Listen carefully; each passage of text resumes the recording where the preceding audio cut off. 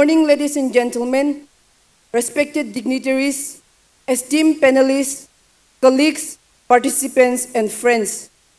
On behalf of Nagaland Pollution Control Board, I take this privilege to warmly welcome you all to the talk show organized on the occasion of International Day of Clean Air for Blue Skies 2025. Taking this time, I would like to quickly give a shout out to our media partners, NLTV, FM Hills, and Morong Express, for being with us here today and helping us taking the voice beyond these walls to our communities at large. This year, on the International Day of Clean Air for Blue Skies, we unite under the theme Racing for Air. It emphasizes the need for sustained effort, resilience, and equitable participation in the race towards cleaner air. Our theme today, the air we share, reaching policy and public action, could not be more fitting. Policies and regulations provide the framework, but real change happens when these policies are translated into public action, when communities participate, and when awareness is spread, when each one of us makes a healthier and cleaner choices. Now it is my honor to introduce our keynote speaker for today. We are privileged to have with us Sri Yanatang Kitan, Scientist B, Nodal Officer for NCAP, Nagaland Pollution Control Board. Mr. Kitan has been at the forefront of environmental management and policy regulation in our state.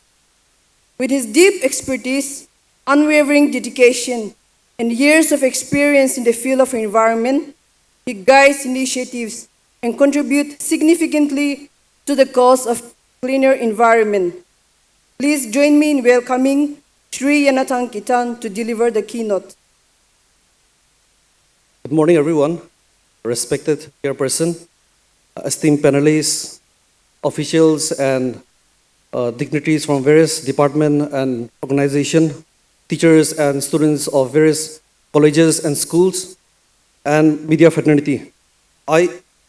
It's my honor to stand before all of you as I speak about something so fundamental, so invisible, yet so essential to life, that is clean air. Today we are organizing this talk show on the occasion of the International Day of Clean Air for Blue Skies, which is celebrated all over the world. The World Health Organization has mentioned that 99% of the world population breathes unsafe air. So, according to the Air Quality Life Index Report 2025, it was mentioned that all of Indians breathe bad air. And it has been estimated that air pollution cuts 3.5 years from life of an average Indian. A small town situated on the borders of Assam and Meghalaya, known as Bernihat, not very far from here, has been identified as the most polluted city in the world in 2024-25, according to IQ Air report. And when we address about the air quality of Dimapur, it also exceeds the national ambient air quality standards. The Nagaland Pollution Control Board has been monitoring the air quality of Dimapur city in 7 permanent locations for the past more than a decade. So accordingly, as per the report carried out by the Nagaland Pollution Control Board, the ambient air quality of Dimapur city has been categorized as non-attainment city by the Central Pollution Control Board, which means that the air quality of Dimapur city is beyond the permissible limit. The central government has launched a program known as National Clean Air Program. This program has been launched as a long-term, time-bound, national-level strategy to achieve the targets. Under this National Clean Air Program, there is 130 non-attainment cities in the country right now, and Dimapur also being one of the cities. So the center under this program aims that 40% reduction by 2026. However, if you see the air quality of Dimapur city, and if we compare from 2020 to 2024, it shows an increase of 35%, which is alarming, I would say. Therefore, today's talk show is planned keeping in mind the importance of various different stakeholding departments especially the head of the district's organization, younger generation, and the media. We are anticipating for a positive changes and permanent solution for improving our air quality in Dimapur City. Thus, the theme chosen for today's talk show is the air we share, bridging policy and public actions. So I call upon each one of us present here today to advocate, innovate, and act with urgency to improve the air we share. Thank you so much. Thank you, sir, for the insightful keynote address. Now we move on to the most important part of today's program, the panel discussion on the theme, the air we share, reaching policy and public action. For this session, we are privileged to have an esteemed panel of dignified leaders, expertise, and youth representatives who will be sharing with us their knowledge with us. Now I request our esteemed panelists to kindly come forward and take your place on stage as I give your introduction to the congregation. We have our first panelist, Shri Dr. Tino Jongshi Chang, NCS Deputy Commissioner Dimapur.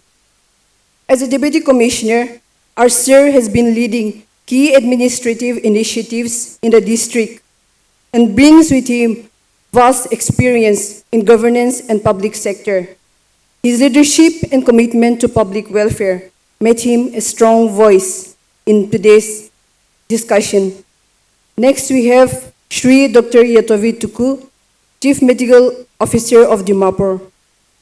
Sir Yatovi brings with him deep insights into the human cost of air pollution. With years of dedicated service in the health sector, today he will bring to our discussion an invaluable perspective from the front line of healthcare sector. Next, we are honored to have Shri Hukato Chishi, IFS Member Secretary of Nagaland Pollution Control Board. As a Member Secretary of Nagaland Pollution Control Board, Shri Chishi provides vision and direction in the board's mission to combat pollution and promote environmental sustainability. His expertise in environmental field and forest service will be of great value to today's dialogue. Next panelist joining us is Shri Tangchengbomo Tungoy, Chief Executive Officer of Dimapur Municipal Council. Sir Tungoy has been instrumental in driving municipal governance, ensuring better civic facilities, and working towards the overall development and cleanliness of Dimapur City. We also have another important figure in our midst, Shri Ayn Meren Chent, Deputy Commissioner of Police Traffic, Dimapur.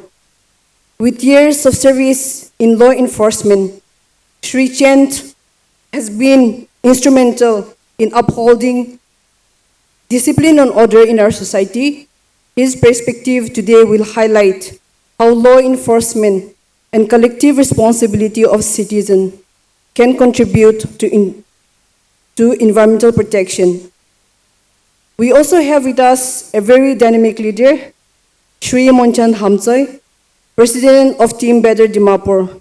As a youth leader and social worker, he actively and tirelessly engages in activities for civic improvement and community welfare.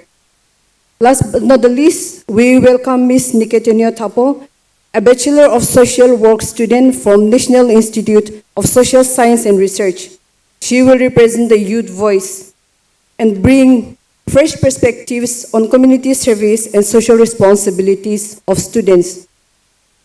To guide the esteemed panel, we have Ms. Rongsunben Longkramer, General Scientific of Nagaland Pollution Control Board. She will lead the discussion and ensure a meaningful exchange of ideas.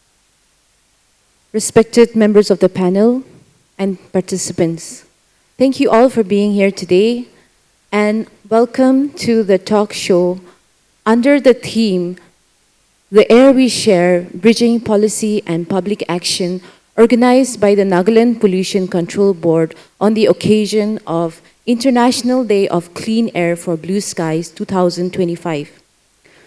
The first edition of this talk show was held in Kohima on the 29th of August, wherein the discussion ushered in insightful information and discussions on the various challenges faced by Kohima City, the various innovative and stringent mechanisms put in place by the government stakeholders, and also it recognized the importance of collaborative efforts in ensuring that we create a better city for all of us today. We have 7 members of the panel here today, and today they will be sharing with us their insights and their experiences with various urban environmental issues, enforcement challenges, and also bring out possible solutions. Firstly, thank you so much to each and every member of the panel here today for accepting our invite and to be a part of this talk show. Let us start by building a shared understanding about where our city stands today. So in order to create a scene for us, the scene of Dimapur city, I would like to give my opening question to Sri K. Hukato Chishi, Member Secretary of the Nagaland Pollution Control Board. Sir, can you please briefly highlight about the air quality status in Dimapur city and what are the possible factors that may be contributing to its current trend? To set the perspective of today's talk, I would like to set a foundation, but that's not going to be a good one. Why we are here today is because the Dimapur air quality did not meet the standard of the air quality set by the Central Pollution Control Board. We have comparative studies for last 4 years. I have the data with me. This study is carried out by the Nagaland Pollution Control Board. In 2020, the air quality of Dimapur is 78 microgram per meter cube. And in 2021, it increased to 99. In 2022, it increased to 100. And 2023, it came down by 2 units, 98. Now, last year, in 2024, the reading of air quality in Dimapur is 106. It is way beyond the standard laid by the international body and laid down by the Central Pollution Control Board. That is the apex body, a monitoring body in our country, that is India.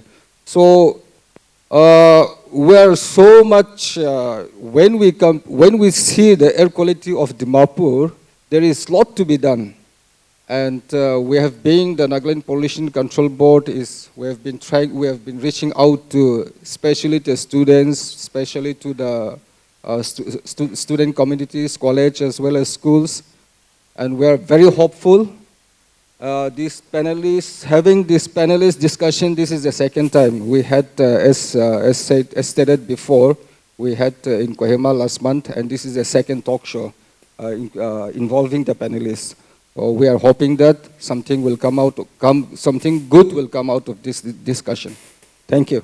The next question is for our Deputy Commissioner, Sri Tino Chongshi Chang, and also our Chief Executive Officer, Sir Tungjang Bemo Tungoi. Since the two departments are usually involved in urban planning and then ensuring that there is green infrastructures in the city, especially since the inception of the National Clean Air Program. And it is to be noted that National Clean Air Program also emphasizes on the importance of creating public spaces and creating green infrastructure as a means to improve air quality in the cities. So from your respective offices, what has been some of the initiatives or some of the projects or some of the activities that has been taken up in the city so far? Thank you. Good morning to you all. It's a privilege for me and for all of us today that we are having this panel discussion. First of all, I would like to thank the Ministry of Environment and Climate Change for selecting Dimapur and also Kohima for these NCAP programs. I would say frankly, many departments, like from other state departments, we don't have any program as such. But I think for the last 5 years, if I'm not mistaken, like the NCAP has given us funds to go for this cleaner air pollutions and control of pollutions programs, which in the district, as a chairman, we discuss, we formulate the programs and also like distribute the funds as per the requirements and as per the suggestions given by Nagaland Pollution Control, National Pollution Control Board. So as of now, like with the initiative of NCAP and also with the participation of all the line departments, especially I would say forests, BWD, RNB, down councils, and also like BWD, NH, National Highways, and also including all the NGOs.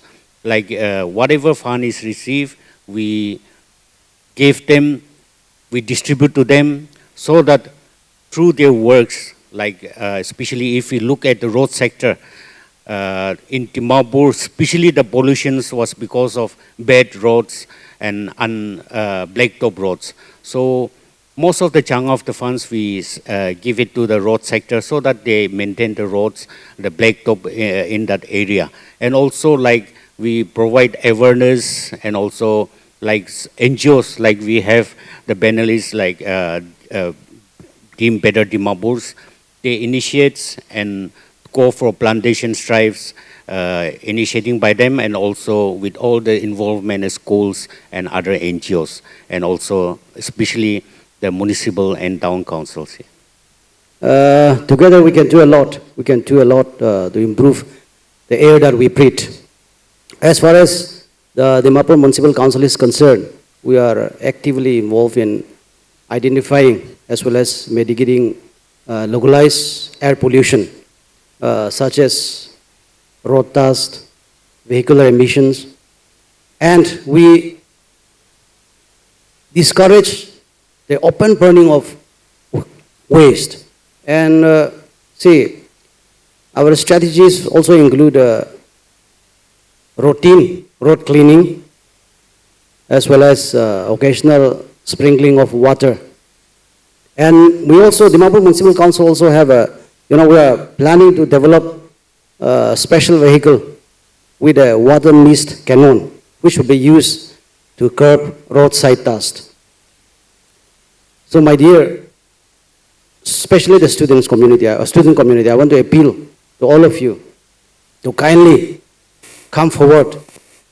Let us join hands together, support district administration, support traffic police, support TMC, and support all the other departments who are actively involved in, improving, in order to improve this, air quality, so that we all breathe, clean air, so that we will have, we will improve our health. At the same time, our outlook will also improve. So from TMC side, we want to once again make an appeal to kindly support and give your cooperation, 100% cooperation, so that together we can bring changes to our town, to our cities. Thank you. The major sources of air pollution is, like mentioned before, road dust and then industries. Vehicular emission is also one of the major contributing source of air pollution in the cities. So my next question is for the Deputy Commissioner of Police, Shri Aimiran Chen. Sir, vehicular emission is something of a concern when it comes to increasing air pollution in the cities.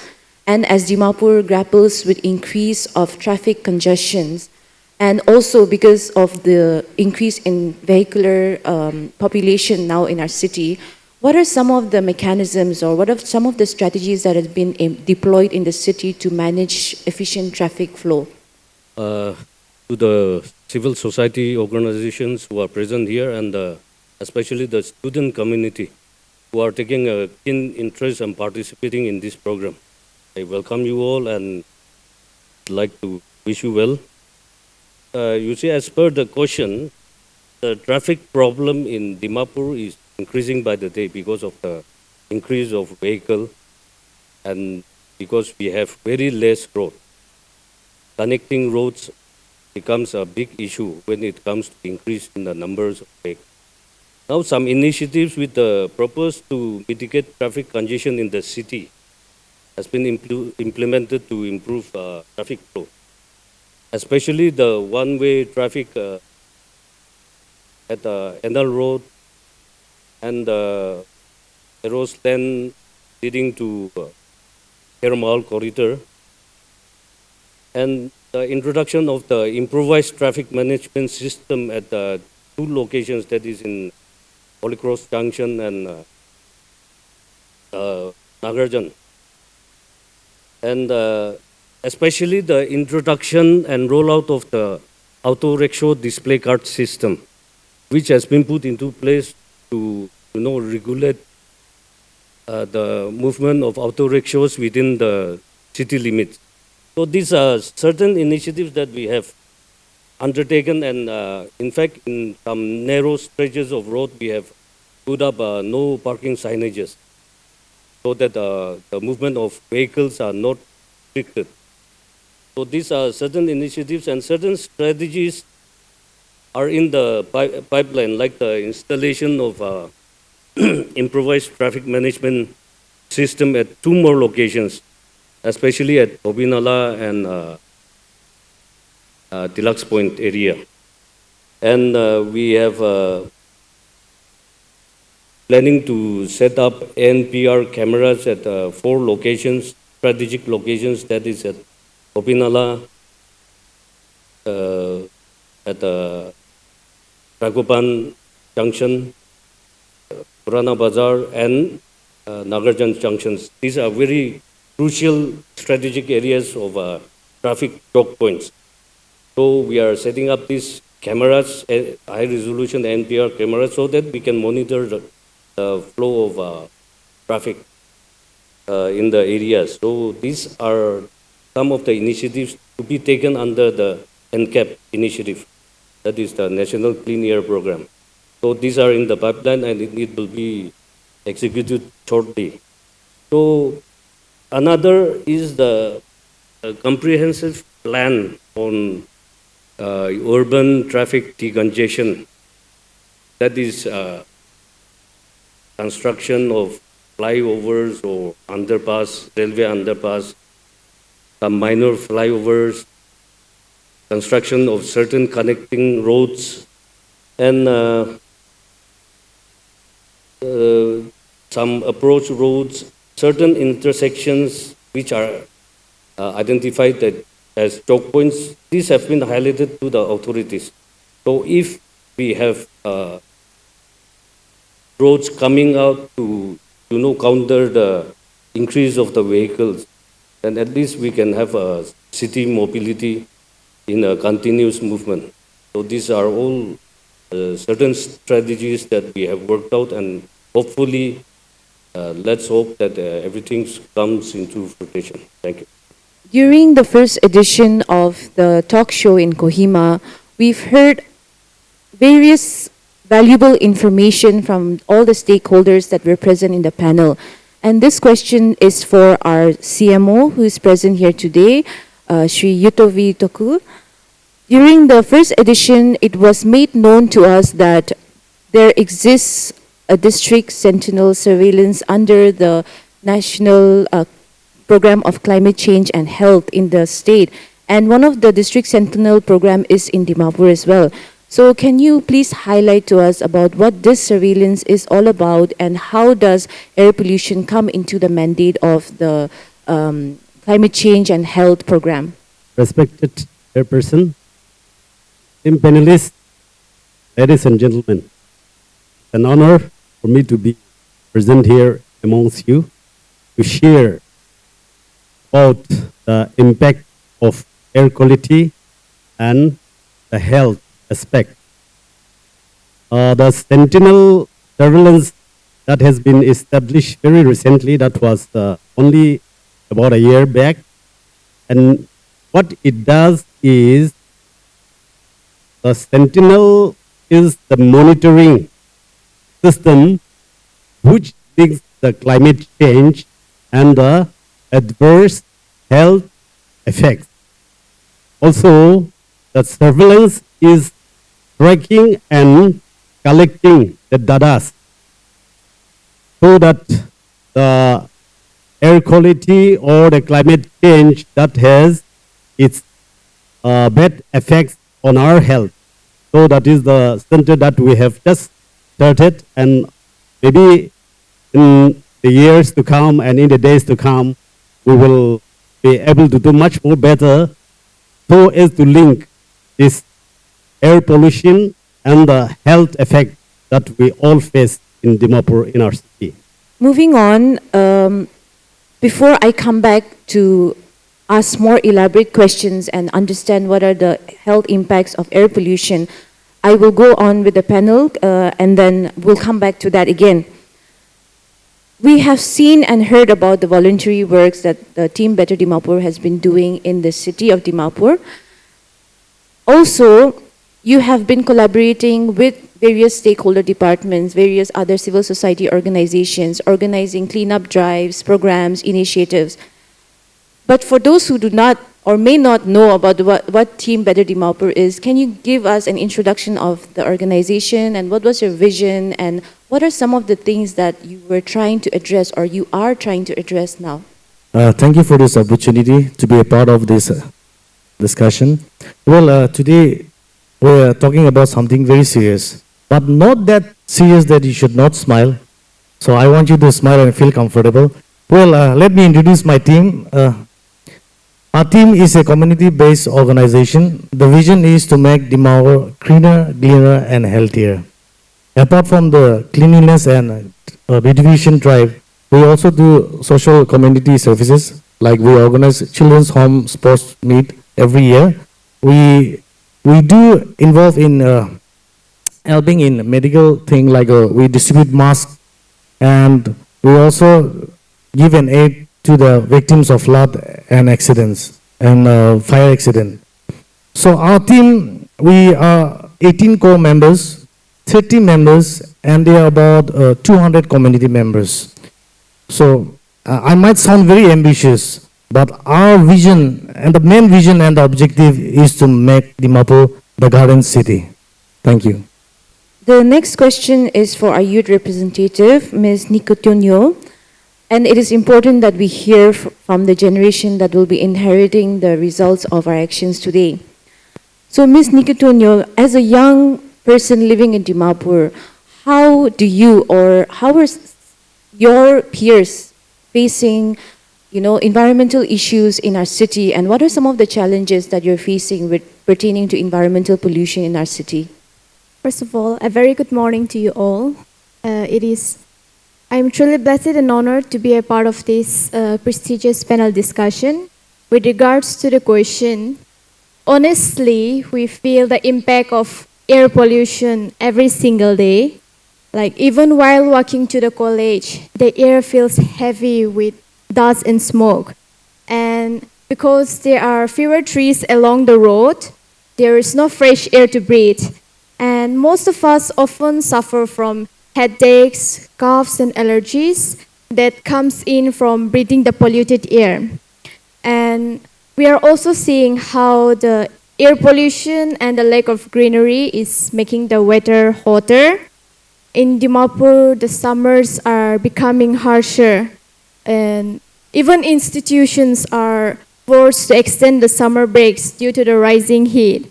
So as students, we are not just studying about the environment and its impact in textbooks, but we are also experiencing its decline in our everyday lives.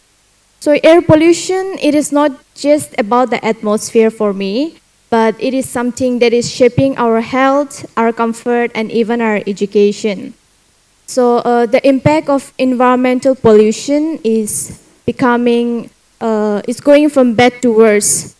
But I believe that if we all work together constructively, we can create a clean environment for a healthy living. Thank you.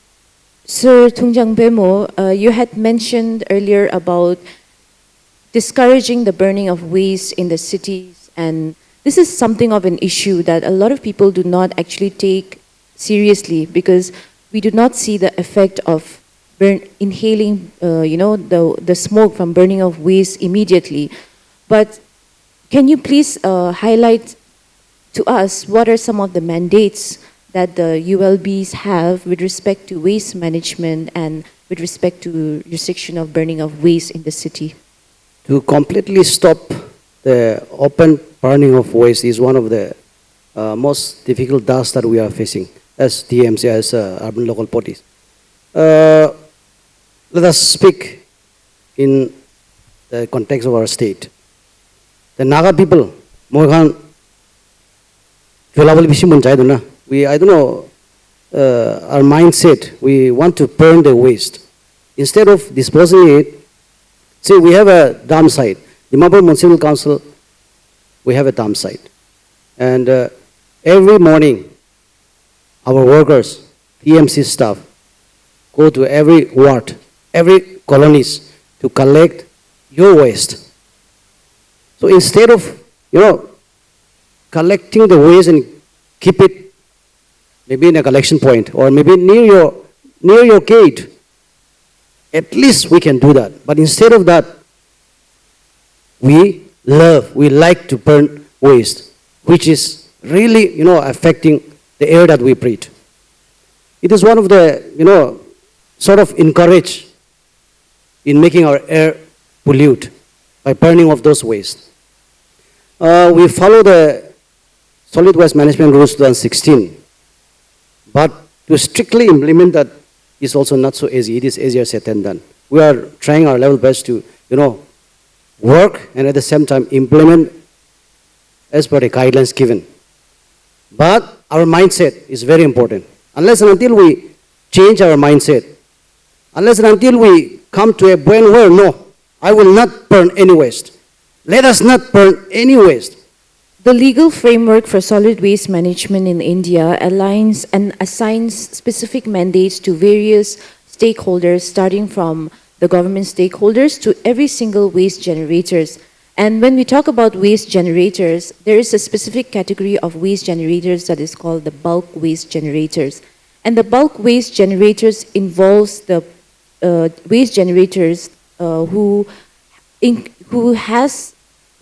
generates a lot of waste in terms of in more than hundreds of kgs per day. So these can also include educational institutions, hospitals, and then various industries, factories, stockists. So in this line, I would like to ask the next question to our Member Secretary, Sri Kehukato Chishi. What are some of the mandates with respect to waste management for the bulk waste generators, like I've mentioned earlier? And what is the state board's specific mandate in terms of enforcement of these mandates?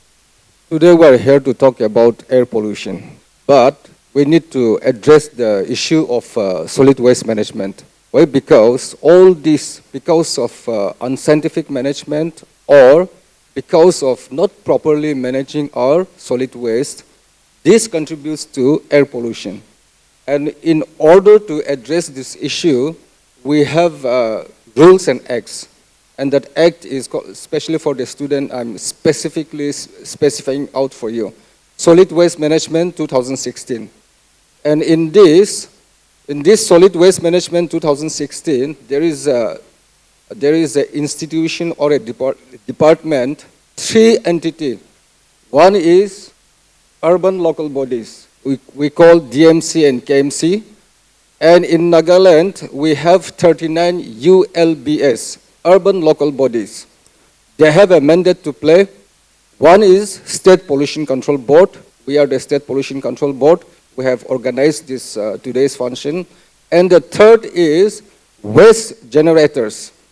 So, in these waste generators, there are 2 entities. One is bulk waste generator, and the other one is individual. Even the institution will come into that category of bulk waste generator. So the individual, you and I, we are all waste generator. So the responsibility is on us to take care of our debris, the waste, moila shwailamon ulatu, that is your responsibility and my responsibility to take care of it. And a power I'm mixing it up to, for easy understanding of the students. See, you as a waste generator and the urban local bodies, since we're in Dimapur, let us talk about DMC only. DMC, these urban local bodies, their mandate is they should provide the logistic, that is the place and the facilities to process your waste, the waste that you and I generate. That is one thing. And the mandate is on them to go and collect the waste door to door. And here is one important word, segregated waste. I'll come to that. So the DMC, they should provide all the logistic, that is the location, the place, and the machineries to collect your waste, bring it, that is, bring it to the dump site. We don't call no more dump site, okay? It should be scientific landfill. So the DMC, the role, the mandate, and the responsibility of DC is to first collect segregated waste, transport, process, and again segregate it on the site, and safe disposal. Waste recycle, then safe disposal. And if we are to go by, strictly go by the concept, all the waste, all the debris that you and I generate, it should be processed, it should be recycled, and put to other second use. And only 10% of the total quantity of debris waste that you and I generate, it should go to land waste. So that is the role and the mandate and the responsibility of DMC, that is urban local bodies. Now you and I, our duties at home, we should segregate our waste. We should segregate our waste. That way the DMC and even State Pollution Control Board, to some extent, we have distributed dustbin. And at household level, you should segregate, you should separate your waste into 3 groups, into 3 types, into 3 groups, into 3 categories. One is we call wet waste. That is biodegradable. The waste that can be easily degraded. That is called wet waste. The second one is non-biodegradable waste. That is which cannot be degraded or which cannot be used for composting. And the third one is we call domestic hazardous waste. It could be your sanitary things, it could be this napkin or this and that. So for this, you need to have a separate bags or separate pouch and dispose it accordingly. Now, the waste that you generate at home, that you have segregated, this should go to the respective urban local bodies. And the DMC, the respective urban local bodies, they have the right, okay, the government of India, as per the Act, has given them the right to collect fees from you. Because in Nagaland, if DMC impose fines, not fine, because they are going to process your waste, they are going to take care of your waste, they are going to scientifically manage your waste, so that it doesn't pollute the air, so that it doesn't pollute the water, and so that it doesn't affect you and my health. But then in Dimapur, let us talk about it also. Many organizations, many communities, they started going against DMC. Yes, if DMC, I wouldn't say you are perfect, 100. All of us were not perfect. So sometimes there are loopholes here and there. But then union, organization, we should don't have just unions or organization for the sake of having it, but do something good for the society. So in newspaper, I have seen many times, if DMC raise 10 rupees, increase by 10 rupees or 5 rupees, there is a huge cry, hue and cry. So we need to, this is not for the consumption of the students, but then few elders sitting here together, we need to think. If your parents is making such mistakes, you student tell them, see, they are doing for the good cause. They are collecting our garbage, okay, that you don't want to keep at home. They are collecting it. They are taking care of it. And they are not doing just because they want to do it, okay? The right is given to them by the rules and acts. So next time, if such organization lodge a complaint, you should arrest them. Put them, yes, you have every right. So I think it's time we start taking action. Nagaland, taking action is difficult, but then I think we should start somewhere. Some point we need to do that. So individuals, you and I as an individual, as a citizen of India, as a citizen of Nagaland cities, you are generating waste. I am generating waste. It is your responsibility and my responsibility. And the urban local bodies, they have every right to impose fees on you.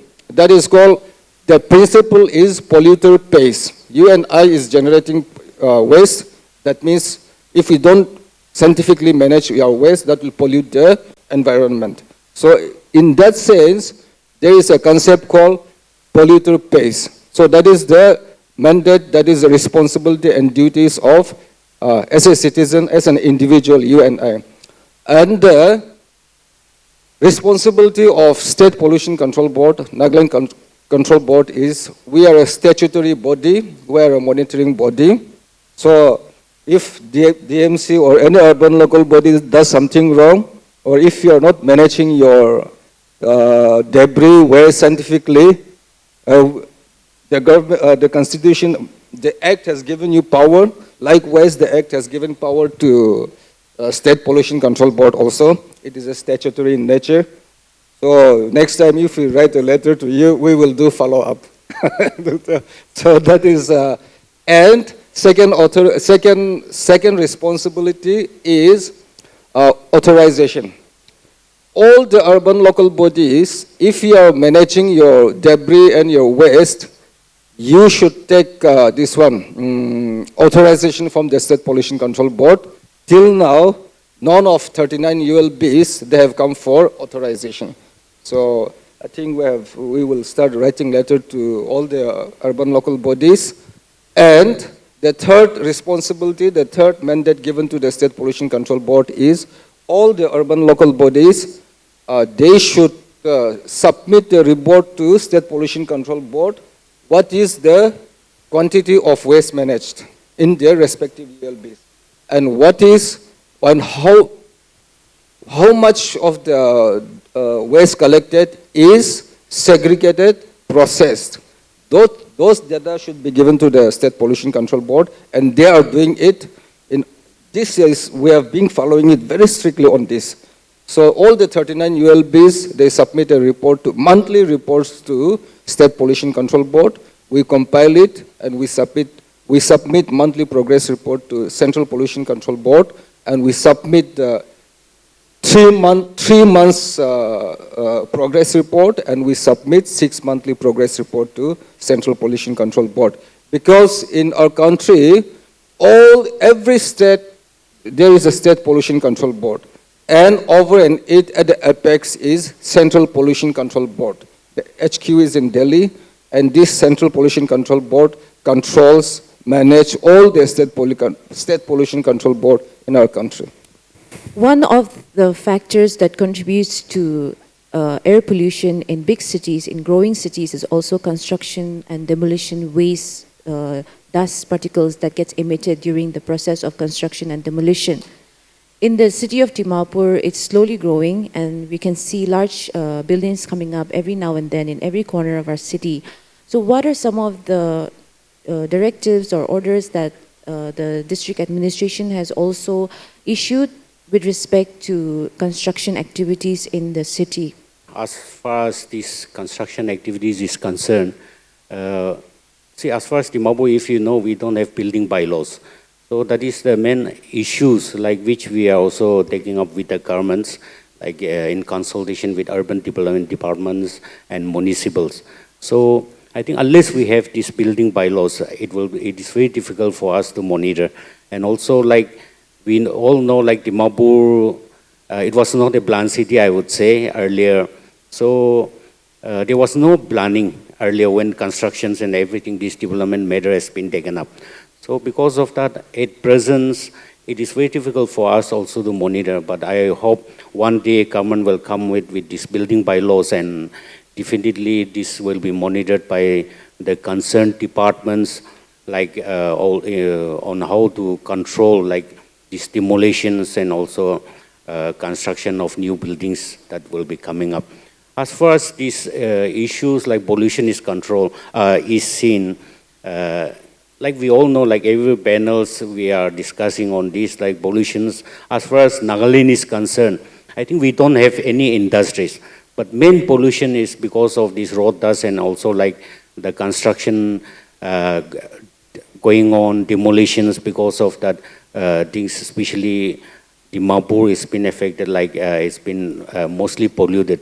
So I think it is the prerogative of all of us, like even if government makes a frame a rules and also set laws, unless we are educated or unless we have awareness on all these issues, it is very difficult just to government to implement all these regulation, rules and regulation which is been made by the government. So I think it is a good opportunity that today we have many students or the youngsters, you are the future of Nagaland.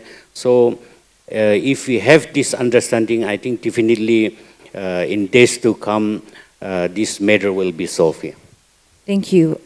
Since we're in the topic of the building bylaws, I would like to quickly go back to our member secretary and also to the CEO of DMC. The building bylaws of 2012, it has spoken a lot about construction and approval of construction activities in the cities. However, there is no mention about management of the construction and waste demolition, construction and demolition of waste. And construction and demolition of waste came in the year 2016. The rules came in the year 2016. So if at all there's going to be a review regarding this and regarding the implementation of the new, the building bylaws which has not been implemented yet, what are your views on integrating the solid waste management rules 2016 and construction and demolition waste management rules 2016 into the mandate of the building bylaws of Nagaland? Construction and demolition waste 2016. I would like to address to the students. We have one rules and regulation and acts called Construction and Demolition Waste, C&D Waste, Rules 2016. You and me, again, as a citizen of our country, when we do construction, we generate dust. And when we do demolition, all buildings, if we break down the all buildings, that also generate dust. And the fine dust particles, it gets to the air, and the air that you and I breathe. So, and repairing. So C&D, new construction, demolition, repairing, and renovation. This causes air pollution also. And coming back to the question, yes, since the C&D is a part of solid waste management, and we have, in our own state, we have this one, building laws and regulation. So if we can have a thorough discussion on this, and if we can approach the government, and if this C&D or the solid waste, especially the C&D. So, madam, C&D is a part of, we can call it a part of solid waste management. So if C&D, specifically the C&D, can be incorporated into the building bylaws that we have in the state, I think that would be one good step to address the issue of this one, C&D issue. Why? Because as per the C&D rules, the urban local bodies, they should provide the location, they should provide the space, so that the owners or the contractors or the institution, whoever is taking up infrastructure or doing demolition, they should bring their waste to that designated location set aside by the urban local bodies. And there again, urban local bodies should segregate this waste. And there are three to four types of waste in this C&D. One is, we can call it iron rod, steel, concrete, and the wood and the plastics. There are so many types, but these four basic types, if we can take care of it, I think that would address the issue of this construction and demolition waste. So yes, if we can incorporate this C&D rules into our Nagaland state government building bylaws, I think that would be one good step to address the issue of this C&D waste. Thank you. We, the Naga people, are least bothered with this C&D waste. Otherwise, it is a significant contributor to PM 2.5 pollution. In Nagaland, not only in DMC, but in all the other ULBs, there is hardly any, formal way of collecting this waste. Naga people, we are in the habit of, whenever you demolish your buildings, kindly, materials I want to, make use of that waste and fill my plots or maybe landfill fill korbo. Itu rehe, mohan, C&D waste to least bother us.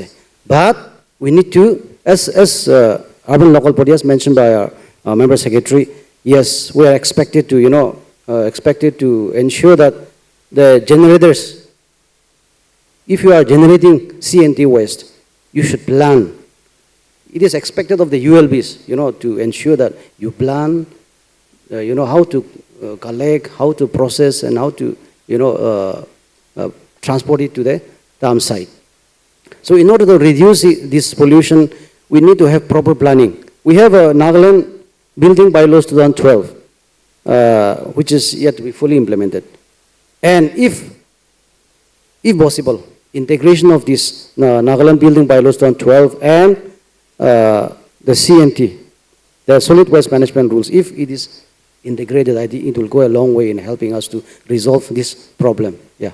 With respect to air pollution, vehicular emission is also one of a major source in India. We see cities all around India tackling and trying to address the issue of vehicular emissions. And the Supreme Court and also the National Green Tribunal had issued directives on phasing out the polluting vehicles from the cities.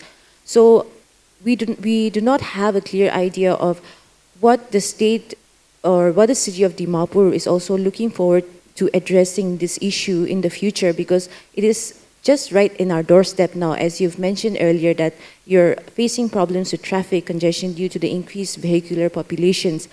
So with respect to that, Sir Mern Chen, what are some of the possible initiatives or activities in the pipeline with respect to this?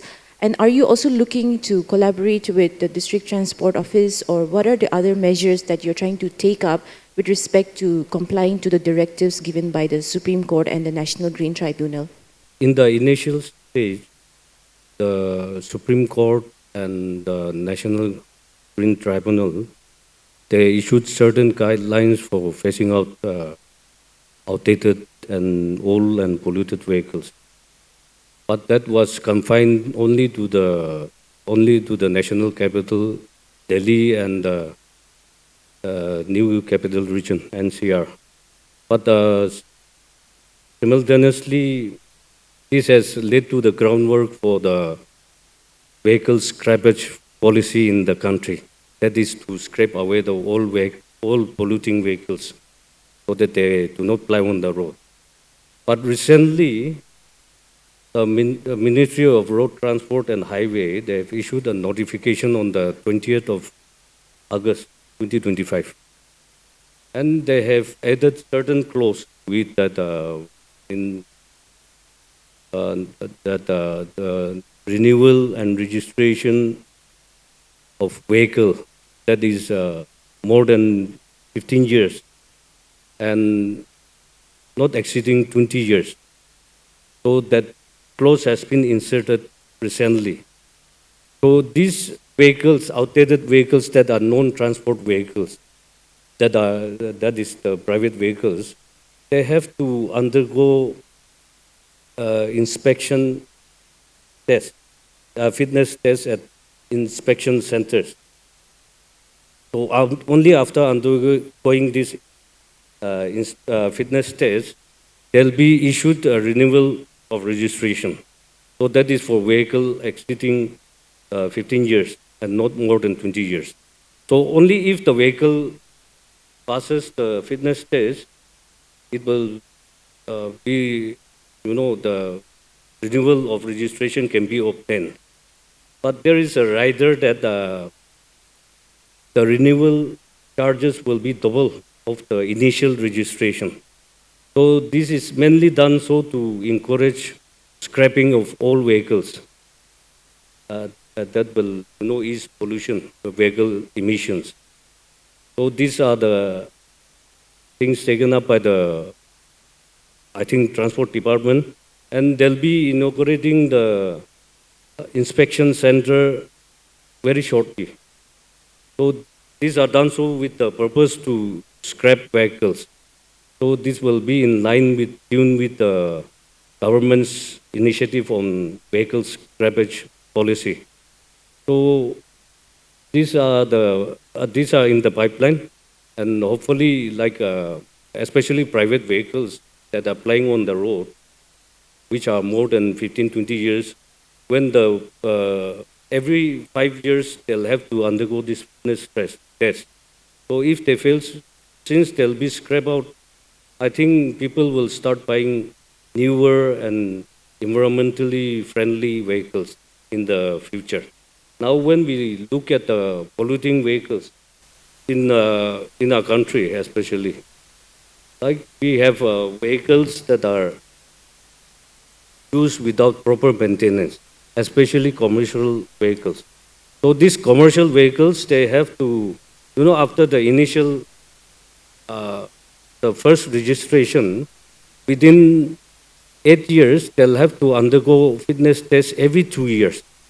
So these are done so that the passengers or the commuters that are traveling in the vehicle, that they are safe and there are no vehicle defects. So after the period of 8 years is over, every year they have to renew their registration.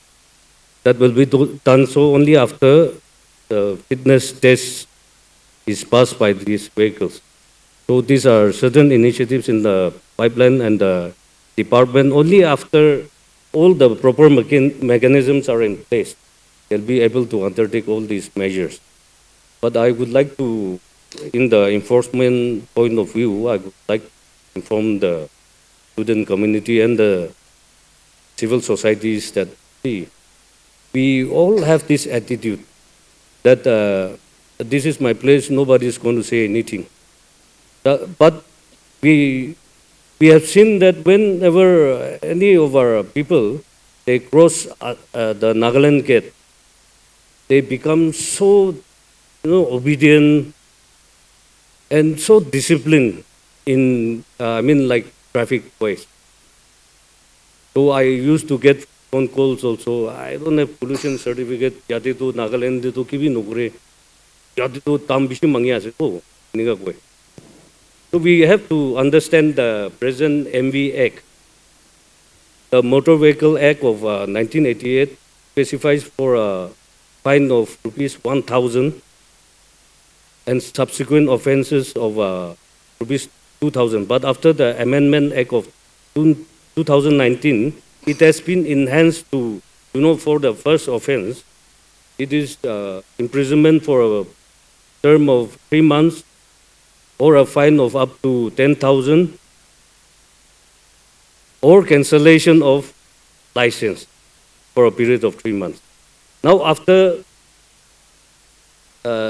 subsequent offences, if committed, the prison term is increased to 6 months or a fine of up to 10,000 or with both. So these are very harsh penalties, but the government has undertaken this initiative, and these penalties have been imposed in order to deter people from, polluting the air through vehicle emissions. So you should have proper pollution under control certificate. That is the thing. When we are outside, we are very disciplined traffic-wise. We have to be disciplined in our own place and surroundings. So this goes for all the students also. Now you are the next generation. You will be taking up all these initiatives. It is for us to say and for you to do and educate your parents, your elders, wherever. Not only about traffic rules and regulation, road safety, but especially air pollution. Like our colleagues have already mentioned, waste burning. And all this, I think you should apprise your parents, your elders, whoever you come across, so that you can create a better environment for yourself in the coming future. Thank you. We've heard about the data, the increasing trends of air pollution in our city, and we've also heard about the possible factors contributing to air pollution related issues, environmental issues. Now, I would like to ask this question to our Chief Medical Officer, Dr. Yutovi. Can you please highlight to us regarding the possible air pollution related illnesses in our city, and through a medical practitioner's point of view, how has environmental pollution in general affected the lives of people in Dimapur city? Ultimately, it comes to our health and our life. Whatever that we are discussing about the good air, bad air, or any pollution, whatever things, ultimately it comes to our, as I said, our health.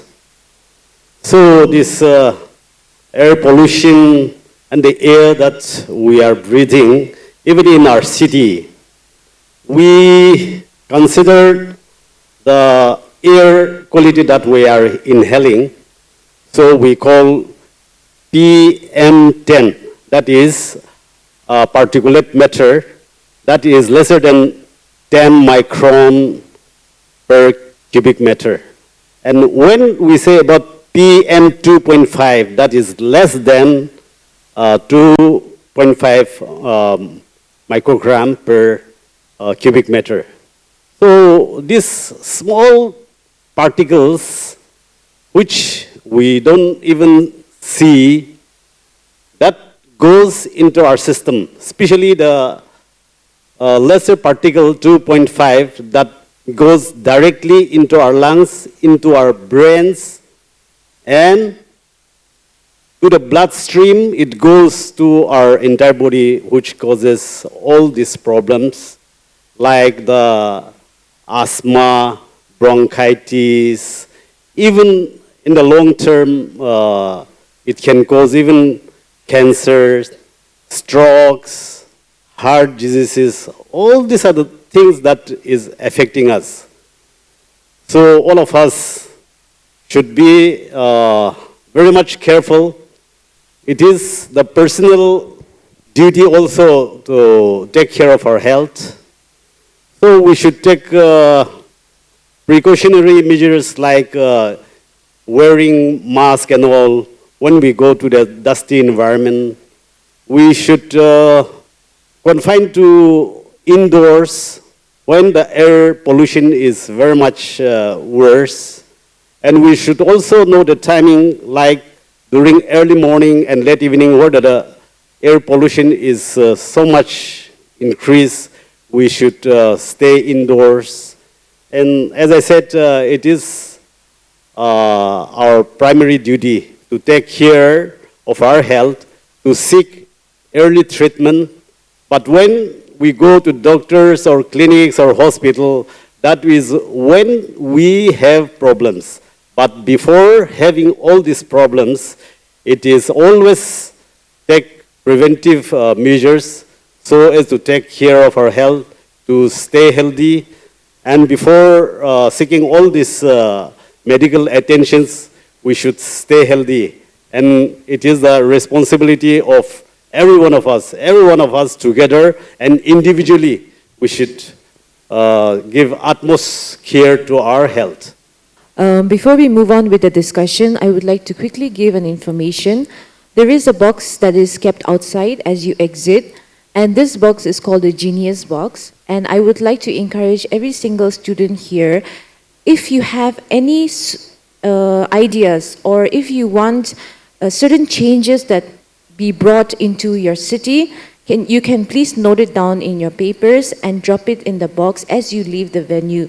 Your suggestions and your small idea can be a start of a bigger initiative even for the city. And when the stakeholders are here, we would like for you to listen to them and bring out possible suggestions for us as well.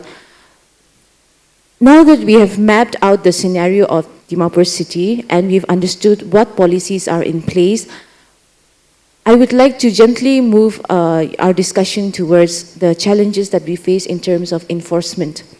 When policies, it may be very rosy on paper, implementation becomes a challenge for every stakeholder.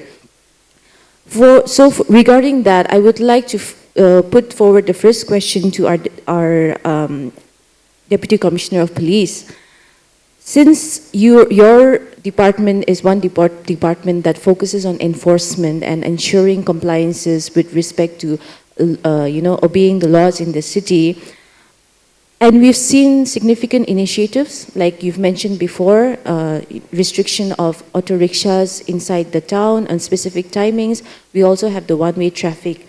So what are some of the challenges that you face over the years when you're trying to implement and introduce various new traffic initiatives and rules in the city? And what are the public's perception and what are the public's response when it comes to this?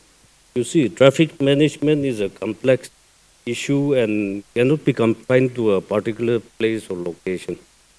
Now we have to look at the broader picture. We have to look in the perspective of a overhead bird eye view. So certain initiatives have been undertaken to mitigate the issue of traffic congestion in the city. The one-way traffic at the NL Road, all these other places that has been initiated, in fact, it goes a long way in trying to mitigate our congestion issue. Like already mentioned earlier, we have put up highlighted certain measures that has to be undertaken to address this issue. Now the systems that are in place and introduced has been taken up after making proper studies on the ground.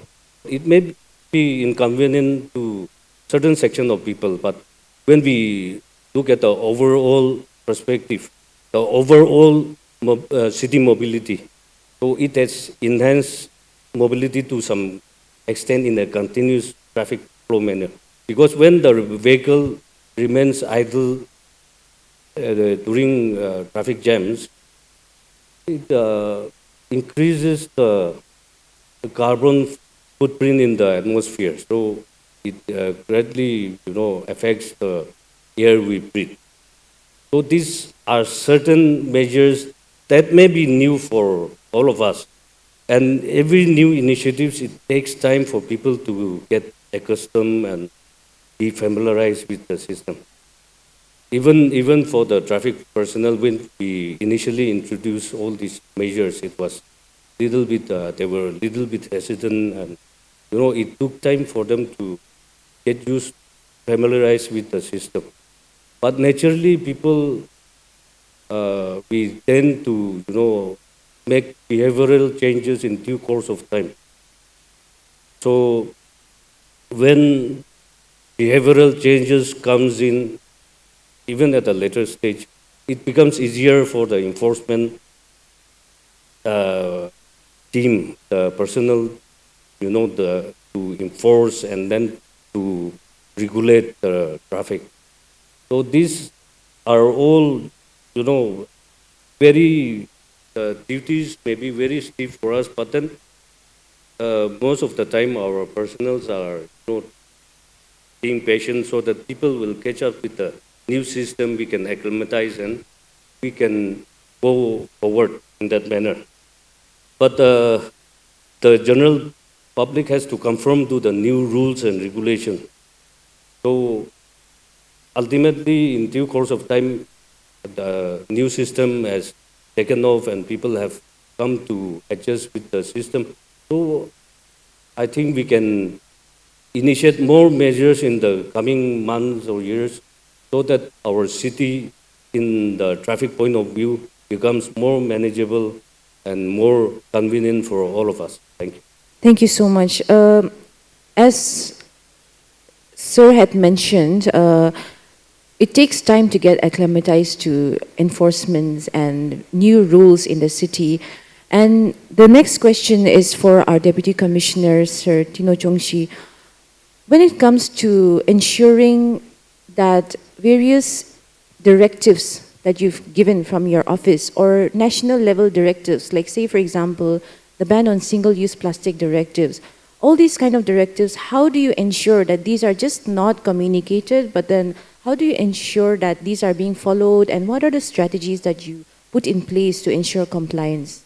As far as this matter is concerned, like we issue many directives, but like I said before, unless we start from the grassroots level, it is very difficult for us to implement also. Like if we see, like we know, like plastic bags and everything has been banned.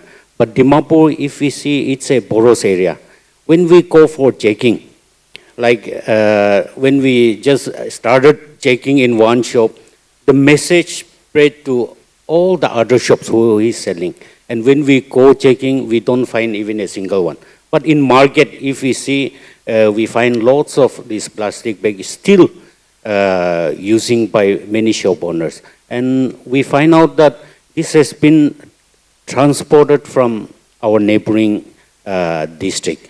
So because of that, like for on implementation part, whether even if we issue various directive, in the field, it is very difficult just for the administration and law enforcement agencies to implement the enforcement, or I would say the enforcement part. So in this part, I would like to request, like it is the duty and each and every one of us.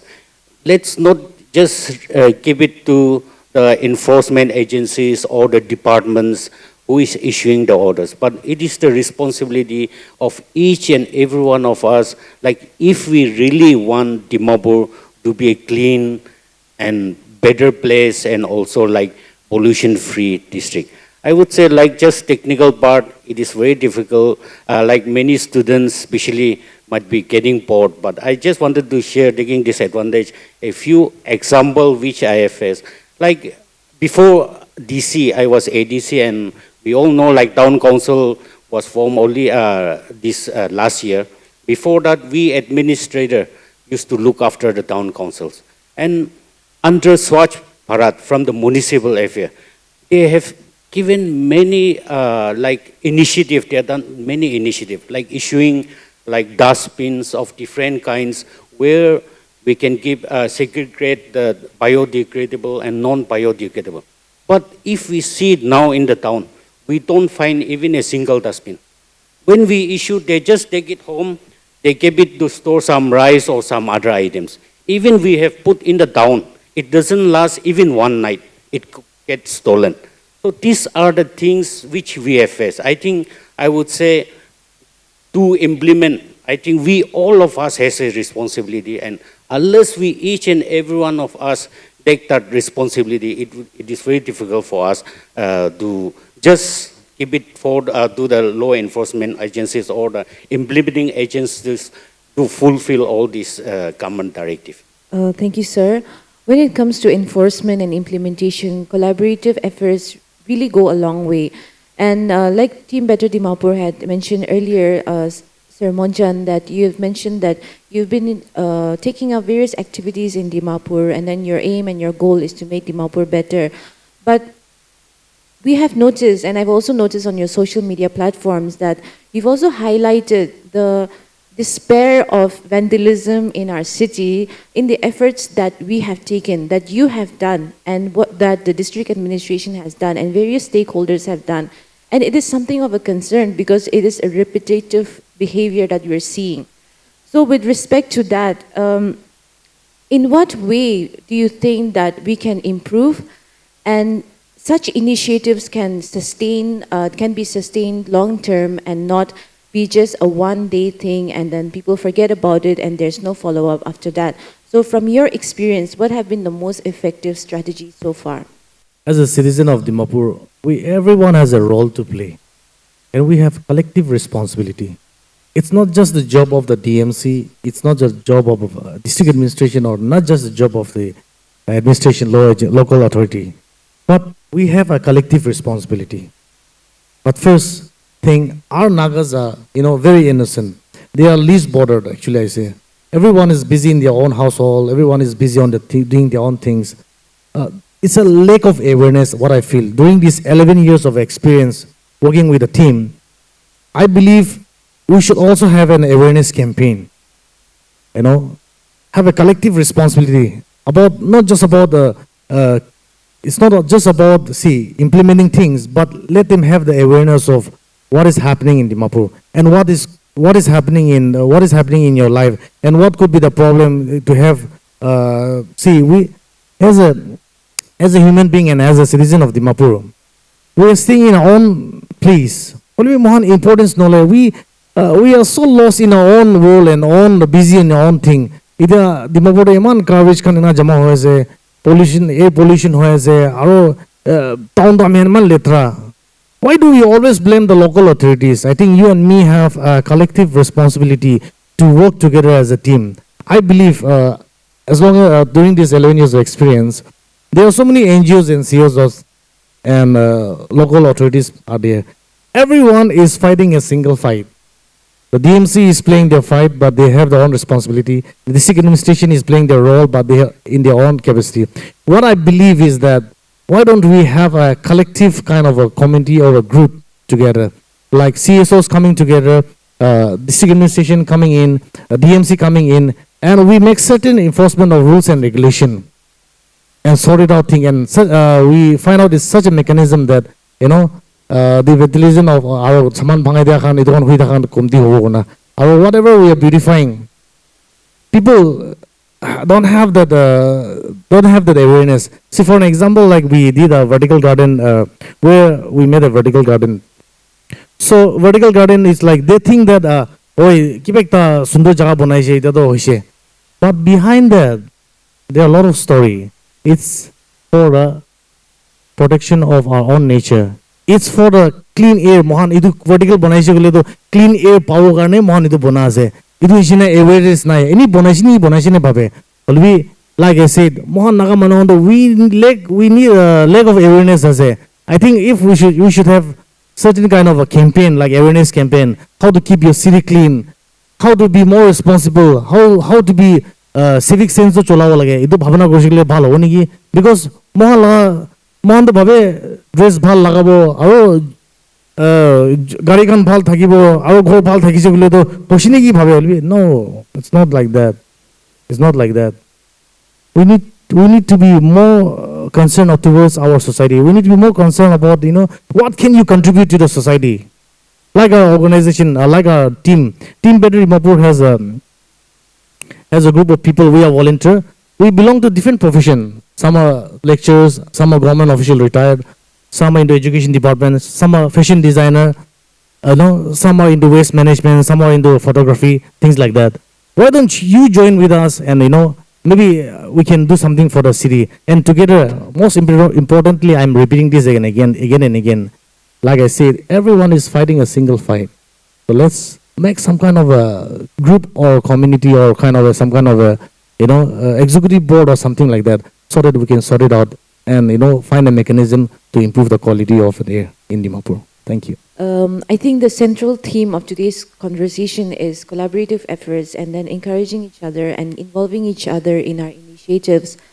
With the like Monjan has mentioned, collaboration is the key for everything, and we would like to do that in the future as well.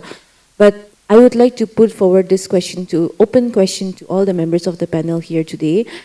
how can we collaborate and in what ways can we make a collaborative effort to work together, civil societies, government departments, individuals, even colleges, institutions, and various other stakeholders in our city to improve the quality of living in Dimapur city? So this question is open to all.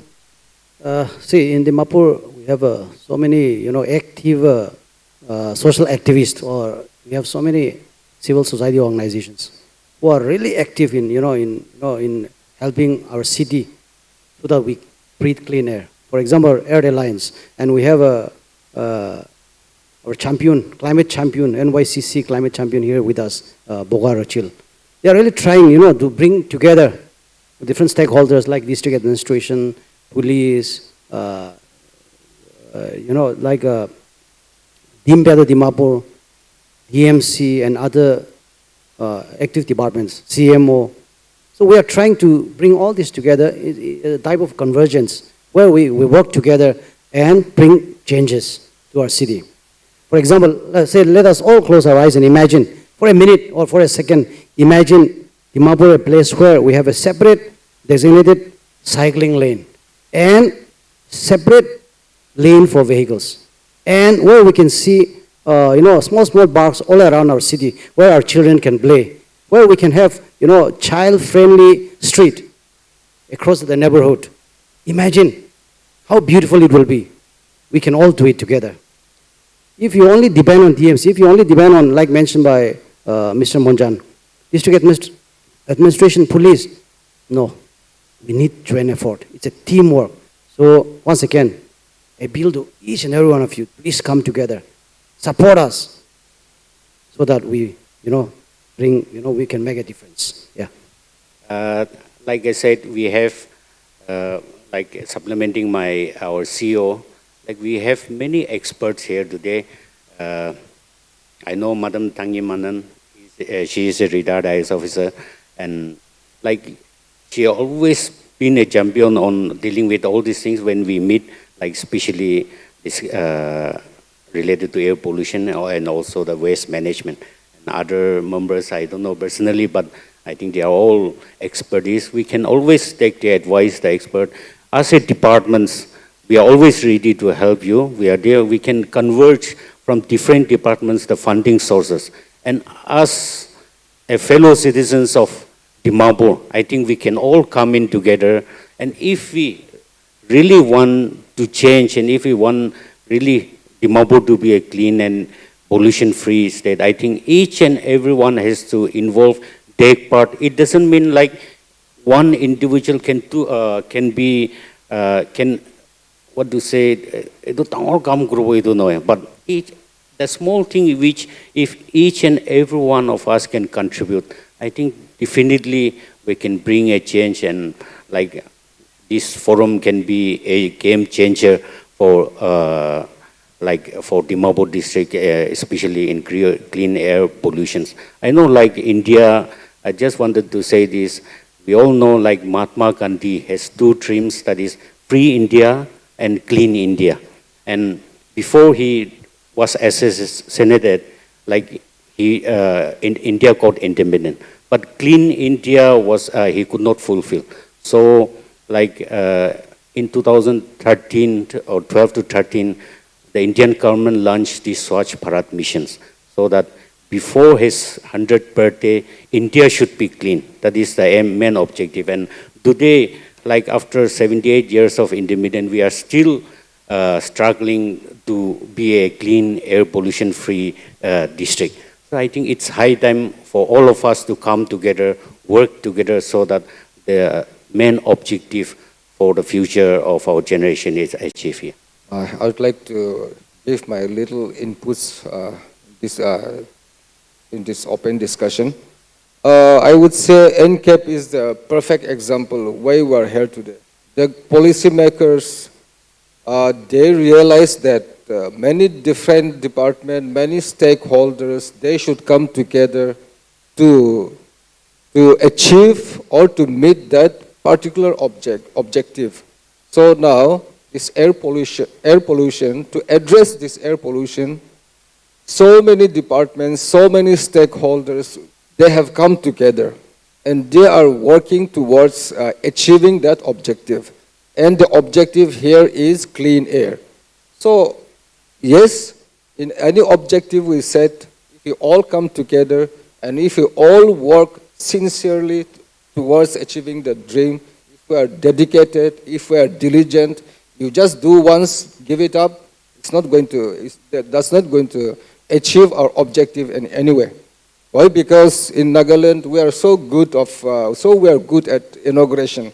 We have inaugurated so much, but are we putting those inaugurated infrastructure, building places into good use or not?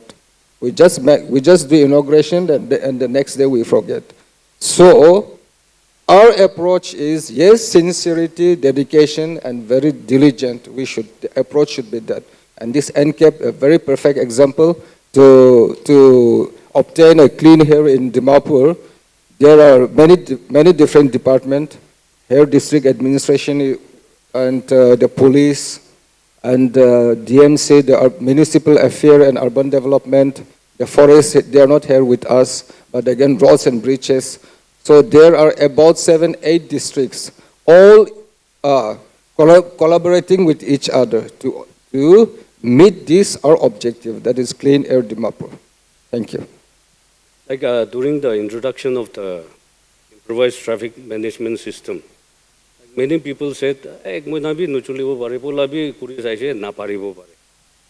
so we were laughed at when we tried to introduce this system because we don't have a 24 hours dedicated power supply also. But we could improvise to some extent and we started using inverter batteries and all that. And it came to fruition now that I think it was inaugurated in July 2023, so more than 2 years now. And seeing this success, we are planning to further extend to other locations so that in the future this can be upgraded and integrated into a more advanced traffic management system with AI technology and real-time traffic monitoring system, which will ease traffic management and regulation in the near future. But as this rollout took time and maybe negative feedback from people, but when we think positive, everything can be worked out. See, our city is a non-attainment city. And when a city does not meet the national ambient air index, so in 5 years, you become a non-attainment city. But we can all work together, taking this opportunity, taking this platform today. Starting today, we can act towards achieving the goal of being an attainment city. And this can be successful only when we are collaborative. See, we have to, encourage electronic vehicles on the road also. And I would suggest that, most of our pollution is not only caused by vehicle emission, but especially dust on the road. See, whenever vehicle movement takes place, the dust are, scattered in the air and it causes more pollution. So, especially when I go around, I see that the shopkeepers, shop owners, they just sweep the floor, their shops, and then the footpath that goes into the shop and into the main road. Now this creates more of a problem, air pollution, when the vehicle passes by. So if these shop owners can be instructed to dispose of the waste material, especially the dust, in proper manner, then at least it can lead to cleaner roads and reduce air pollution. So this is one suggestion, and one more, especially the pollution is caused by the spillover of sands on the road. See, we have sand stockists, sand moles, right on the highway leading from, Permakem towards Chumukidima and all that. If these shops, sand stockists, they have proper walls covering their, stockpile area, so that the sands are not scattered on the roads. It can certainly reduce pollution to some extent. Or even the vehicles carrying sands can be covered up so that there is no spillover on the road. So these are some suggestions that I would just like to put forward for discussion. Thank you. Supplementing on that, I speak on behalf of the general public. So I believe, it's all start from your kitchen. Niche kitchen start over lage. For better understanding and for local people to understand, I will speak in the role in Nagami is. Mohan nije work the G July gode. So itabi manuhan najne mohan idu maika jola do gas duida produce kore. Dioxin and furan. To idu duida do cancer cause agent kan ase. Idu chita mohan nije najne mohan. To ami khan bi mohala ghor mohala kitchen bra. Nije bra start korle he bahar lui jao pare ki. Noile, let's not talk about US and Singapore and all those what is happening there. Let's about what is happening in your kitchen. What I believe is start from your own kitchen. Nijela ghorde waste segregate no kore gule to waste to segregate koribi. Nijela ghor maika kan julai na pollution phela debi it be air pollution biya koran china ase. Aro apni bra maika chola do apni la ekla no na neighboring apni laga neighboring bi bubo na pare. Apni maika chola ra noile rubber chola ra. Idukan mohon bar no koribi. Aro koan china mohan bi mahala side bar ki cooperate koro pare. Idu council kan ki holibi noile chigilo district administration kan holibi DMC holibi mohan bi idu try korobo. Aro nije la kitchen bar start korobo na. First thing first segregate korole try korobi. Ami kan nije apni han la ki waste ase dry waste, wet waste, e-waste aro kiman waste ase to segregate korna dile bhalo hone ki. Second thing do moi kobole mun jado morom ba idu maika do burn no koribi. Maika do burn korle do yade mem thangi aro and his team is here with Earth Alliance. We are working with them also. To than bra I wish you are also one of the panel. But anyway, so moi kon china idu maika produce kora bra cancer burn hoga do ita buji lubi aro ita jane lubi. It's an information for you all also. You can take back the information and doana parents kan holibi colony mano holibi nijela bhai buni holibi nijela cousin kan holibi bujabi idu bora cancer produce kori ase de guna idu kone maika do ghore no jolabi aro apni bora jola bora apni bora ulta idu gas ke alag nebo khangi bi digina cancer di ase idu kone moron ba segregate korigina maika alag wet waste alag dry waste alag ena korina ami bi mala side pra na hona hoye mohan hotai DMC khangi blame no korigina আজিকালি তো গড়ে এনেকা মোচর বেরাবি মোচর বেড়ে গিলা DMC বড় লেটা থাকা বড় মোচর বি গড়ে আছে এনেকা ইমাতক ব্লেম করে আমি let's not try the blame game let's think about yourself and what can I contribute living in this Dimapur মন কি contribute করব পারে না গুনা এনা ভাবনা আইছে গলে তো ডিমাপুর অলপ চেঞ্জ দেখিউনি গুনা লাগি আছে thank you Youth movements all over the world have been powered by digital activism, and when it comes to influencing our peers, the young people, social media plays a very important role. So with respect to that, what kind of strategies or what kind of suggestions would you like to put forward to all the college students present here today, and even to those who are watching online? What are some of the measures that you can take with respect to digital advocacy and activism as young people who will be inheriting the future? So yes, posting online about the wellness of environment is good, spreads awareness, but I think that we should not stop there. As the saying goes, action speaks louder than words. Nagaland does not just need technical solutions, but we need awareness and care so that it can be translated into real actions. And one powerful strategy is to link online campaigns with simple on-ground challenges. For example, instead of just posting online about clean environment, students could pledge to plant a tree. Each student, they can plant one tree each and take care of it, or they can commit to no litter zones in schools or even at homes. And if I could suggest one simple first step for all of us here, it would be one student, one tree campaign. Just imagine if every student in Dimapur plant one tree each and take care of it, then we can create thousands of green spaces in just few years. So we can create thousands of, and that thing will give us fresh air and also gives us hope. Thank you. Thank you so much to all the panel members here.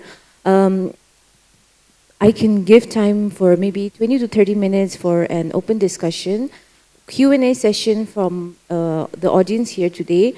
If you have any questions, kindly raise your hands. The mic will come to you. Kindly introduce yourself, which institution you're from or where you're coming from, and you can ask your questions maybe specifically to a particular panel member here or open question to anyone. Hello everyone, good afternoon. Respected dignitaries and my fellow students present here. My name is Kainali Shikhu and I'm from City Law College, currently in my second year. So my question is for Sir Thongchan Bemo Tungoy. Respected Sir, through this discussion, we have also realized that the young generation, the youth of today, it is evident that we are very ignorant, or maybe because we are not aware of the things that are happening around us, or because of the lack of information, the source of information.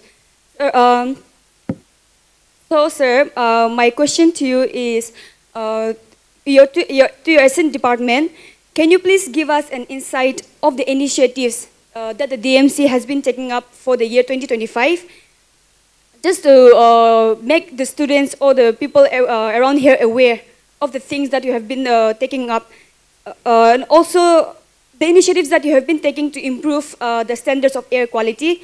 Also, if the initiatives taken up were by your department, or if it was public-driven, and in case of public-driven initiatives, like how was the response from the public towards those initiatives? Thank you, sir. Which college are you from? City Law College, Dimapur. Okay. We have so many activities every year. I don't know whether you have heard that Swachhita Siva 2024. Last year we had a mass cleanliness drives across Dimapur in all the 23 wards and colonies, of course, and across the main street. This year also, we are going to launch the Swachhita Siva 2025. It's a national cleanliness campaign, Clean India campaign. So I request you to be a part of that campaign as well. And besides the Swachhita Siva, we go to, through this NCAP, National Clean Air Program, we have a IEC program, recognizing the importance of these IEC activities. Information, education, and communication. This year also we are planning to have we want to reach to all the schools and colleges and to every nook and corner of Dimapur. So I want you and your friends to be a part of the campaign as well. And of course, when we talk about city planning, it is one of the most difficult tasks that confronts TMC. Because like mentioned by our Deputy Commissioner, Dimapur was and is not a planned city. So it is very difficult a task that we have in hand. So, taking all the problems, plus and minus into consideration, we have engaged city planner. And the team is, in the process of coming out with a design where we can identify certain places and we create spaces, green spaces, as well as, like I mentioned before, a separate lane for cycling, where we can, where people can, instead of making use of the vehicles, we can cycle to office, we can cycle to our workplaces, market as well as, because Dimapur is a place where we can really, make use of this cycle. It's a plain area. So we are planning to that effect, but I really don't know how successful it will be because there is no place at all, no space at all in Dimapur where we can create those spaces and convert those spaces into a green zone or small parks. So Dimapur, DMC is trying really hard to, bring, visible changes in our city. So I want all of us, I want all of you to kindly be a part of the activities that we undertake, as well as whenever we come to you, kindly be a part of those campaigns. Yeah, thank you. Good afternoon, everyone. My name is Mesha Kejimo, and I'm from City Law College. My question is to Sri Hukato Keichishi. Sir, we truly appreciate the efforts of the Nagaland Pollution Board in tackling air pollution. But what concrete steps are being taken to monitor and regulate bricks manufacturing units, usually called Itabata, so which are located in every corner of our state and contributing significantly to our society? Very good question. Itabata. When we to start with this Itabata, the break-ins, before in Dimapur, we used to have this portable break-ins, and why we call it portable kins is the chimney is very low. The height of the chimney is very low, and that contributes towards more air pollution. So, under the guidance of CPCB, all the state implemented that direction, and that now that portable chimney is done away with. And now the fixed chimney we have, it's, what's the length of the chimney, Arale? Now the length of the chimney is, at the moment, the chimney use is, that the height of the chimney is 30 meters. But now, again, we have, there is a new guidelines where all the brick kilns has to adopt, we call it zigzag technology. Because the researchers, they have done their work on the zigzag technology, and this zigzag technology, the fuel consumption is less, and when the fuel consumption is less, the emission of the smoke from the chimney is less accordingly, and when the emission of the smoke from the chimney is less, the pollution is less. That way, and especially coming back to NCAP, under the NCAP directive, under this policy, under this scheme, especially all the brick kilns in the non-attainment city should be converted into this one zigzag technology, and after that is achieved, it will slowly move towards the other districts also. So Good afternoon, ladies and gentlemen. Myself, Jupika K. Achimi from City Law College. So my question is, as our chair has said that we Naga likes to burn the waste, and that is very true because we see in every household there is one corner where we used to burn the waste. But we do need to understand the reason behind why we Naga likes to burn the waste. So sir, we Naga burn the waste even after providing all the facilities that we wish to burn it, or is it because of the lack of proper facilities which compels them to burn it? And if we Naga burn the waste even after providing all the facilities, then what measures have you taken so far to educate them, or will you take to educate them? Thank you, sir. Open burning of waste is a major concern for not only DMC but all of us. Like mentioned before, Naga people were very lazy. We don't even want to collect our waste and keep it near arcade or across the street. That is one reason we burn inside our compound, which is really affecting the air quality. So yes, we are doing our level best to educate our people as well. So this year, very soon we'll come to your college, to your schools, and to every gatherings. So we will be hiring resource person to spread awareness on this matter. So as and when we come, I want all of you to kindly be a part of that also as well. Coming back to that open burning, Yes, it is a very easy way out to reduce the volume of our debris that we have at home. But that's where we have a new concept called mission life, your lifestyle. So there we should change our behavior. This has become for Nagas burning of debris, burning of waste in the open space. This has become a way of life, and this is our. So we need to change our habits. That's the where behavioral change comes in. So we should do away with it.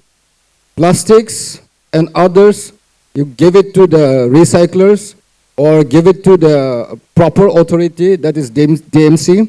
And all the wet waste, you can convert it into a manure, compost it, and you can use it at home as instead of buying manures from market.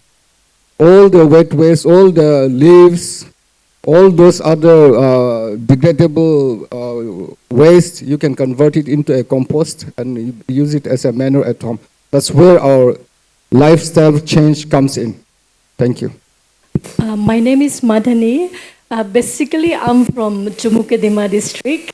My question here, sir, is the waste collecting vehicles, does it reach all the hook and corner of Dimapur? And the place where I'm living right now, we don't have vehicle coming and picking waste from the household. So it become very difficult for each household to bring our dry waste to the DMC or the municipal, waste field, landfill areas and stuff like that.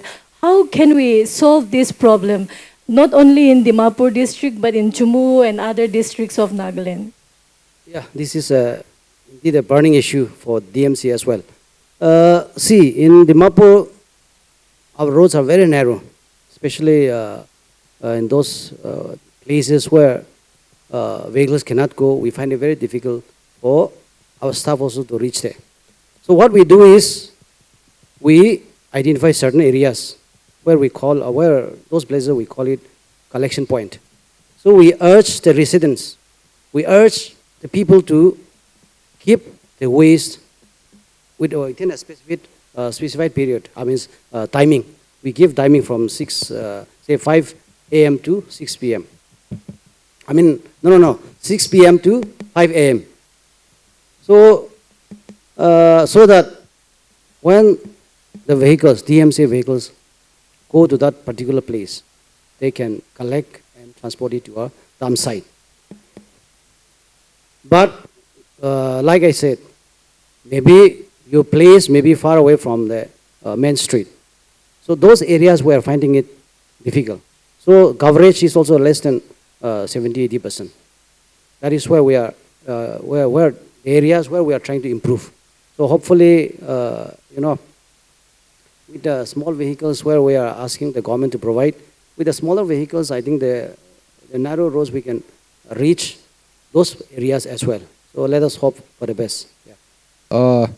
See, you Google Solid Waste Management Rules 2016. Okay, information is now, everything is available to all of us. There, that rule says the mandate is given to the panchayat also. Since you are in some interior place, it must be under the village panchayat. Now the rules has empowered the village panchayat or given the responsibility to village panchayat to take care of the debris, the solid waste at the village level also. So you please Google that, get the information, and take it to the village panchayat. Tell them this is your mandate. So you please look into it. You request them, approach them properly, and I think that should resolve that issues also. And you need not only at your village level, you please tell your friends also. So regarding this issue, I would just like to highlight the place where I stay. This role is taken over by the youth organization of that particular place. So they usually collect the waste materials from every residences and they take it to the collection point, which is transported by the East Dimapur Town Council or the DMC.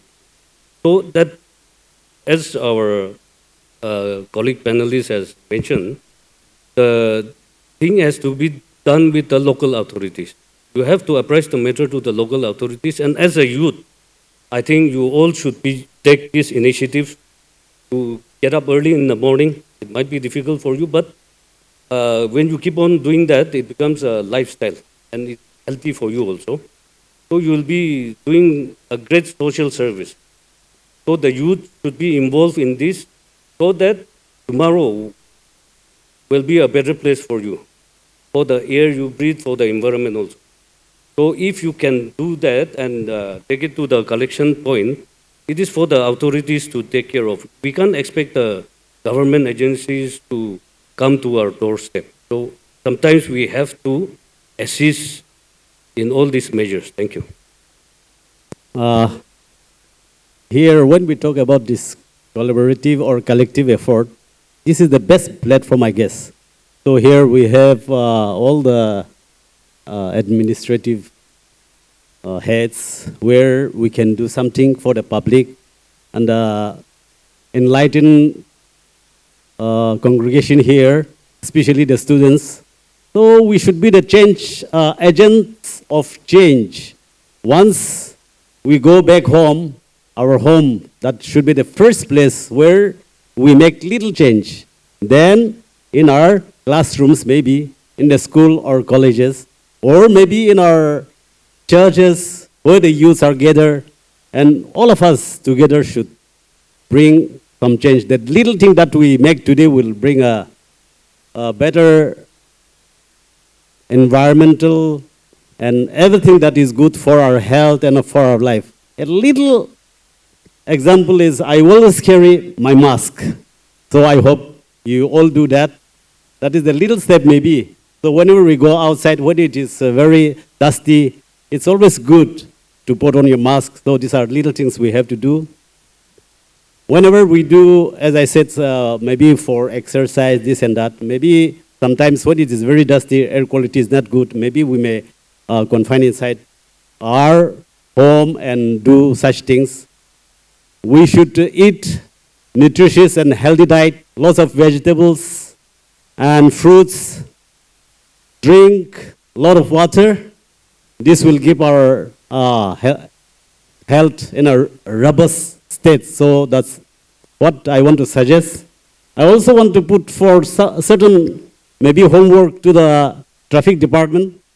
Like the dry season is approaching and festive season is approaching, where we are going to face a lot of that quality of air is concerned.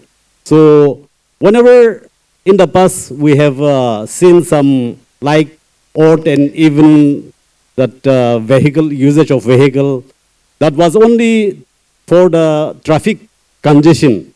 But now here it comes for breathing a good air. So maybe these are the measures. When the peak season for festival, hundreds and thousands of vehicles will be coming to Dimapur. And in a dry state, now we are breathing a little bit better air because of the rain. But when the dry season comes, we are going to face a lot of problem. So why not, for the convenience of managing the traffic, but also to have better air, why not we just occasionally do such odd and even method? And I also would like to encourage each and everyone to use public transport like buses and all, where 50, 60 people can be accommodated. But if all of us use a vehicle for each one of us, then what impact that we are creating in our environment, and that is definitely affecting our health. So these are few things that all of us should keep in mind, and the change should come from every one of us individually.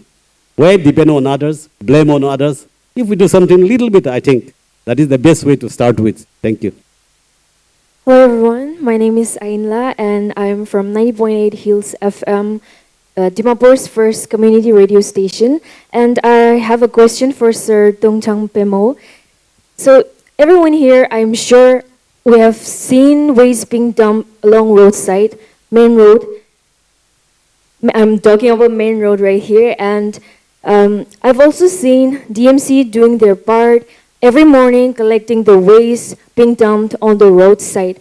But after just a couple of hours, the waste are there once again. So, are there any strict measures that are being implemented to manage or prevent the open dumping of waste alongside road? This is a very difficult question to answer. In the sense, we are trying our level best to discourage, to throw the waste randomly. So we have given a specific timing, like I've mentioned before. But our people don't follow that. The moment we collect and dispose of it in our dump site, after an hour or maybe half an hour, people come and throw the waste there again. So what we have been doing is, now we have debuted, we have detailed the staff to man those areas. But our staff cannot be there for 24/7. So what we do is, they will just be around, and whenever people come to throw waste randomly, they used to take videos, short videos, and then we even, catch them, and on the spot we rebuke them, we reprimand them. But at the same time, it is very difficult for the DMC also, to make our people understand. At least throw your waste in the morning or maybe at night. I think that much we all can do. So if we start doing that, I think we will, we will not see any waste, across the street during the daytime. So let us improve upon. Let us take a pledge today that today onwards, I will not throw waste during the day. Let me throw my waste. Let me keep my waste at least in the morning or at night. Then I think we can see a change in our town. Yeah, thank you. Well, my question is regarding about the dust pollution, which is alarming, I should say. My means of transportation to my college is through motorbike. That is, I used to travel by motorcycle to my college. Before going into my question, I would like to introduce myself. My name is Toina Chopi, and I am from City Law College. Well, sir, as we all know that dust doesn't travel by itself to our cities, but instead, indeed, it is carried through vehicles, by vehicles. Dust has been carried into our cities by vehicles. So, in order to tackle the alarming, dust pollution in our cities, why don't the higher officials set up car wash? Instead of spending, DMC spending a lot of money, thousands and lakhs of rupees each and every year, just to swipe away all those dust which has been carried by the vehicles entering into our state. So why don't we set up car wash, car service each and every point, entry point, so that the car which is entering into our state, where the dust that will be washed away, and then the quantity of dust won't be increased in our city, and also which in other way it will also generate employment in our state. Thank you. To start with, in reply to your question, yes, very good idea, accepted.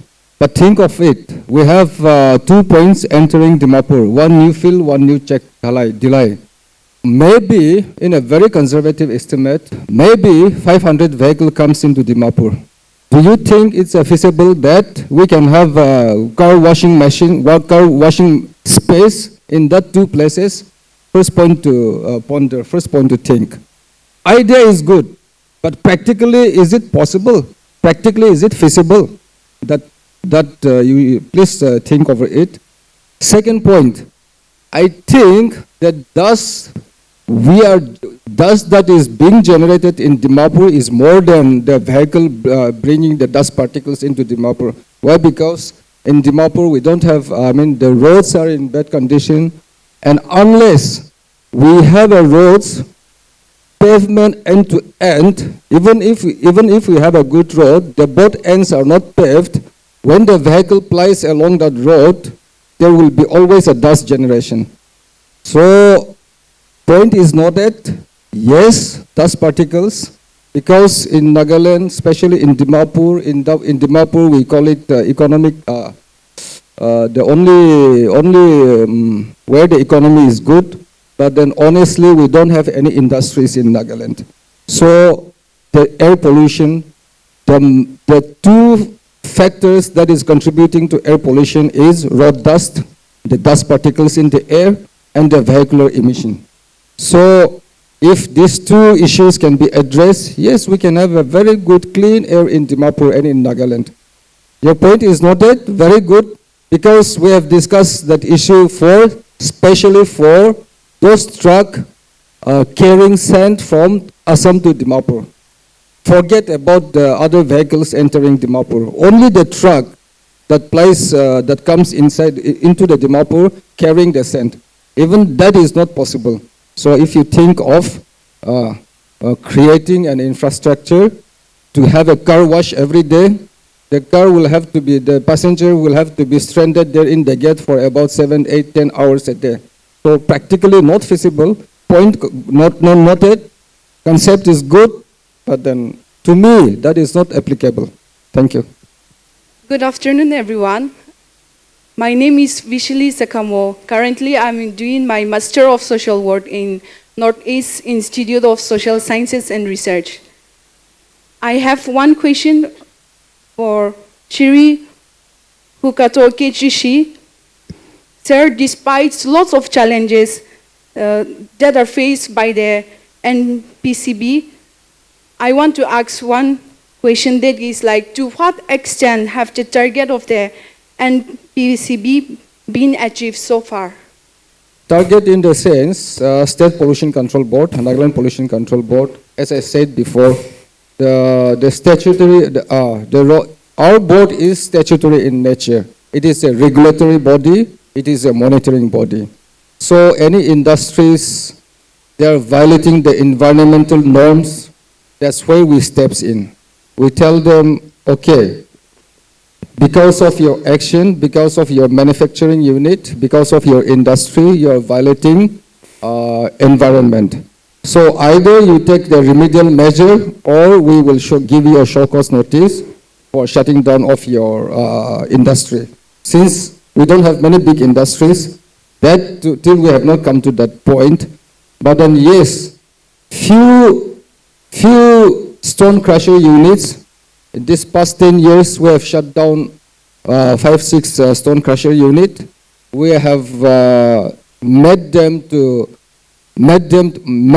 shift the stone crusher unit to different location, and we have made many stone crusher unit to put the sprinkler, that water sprinkler in their conveyor.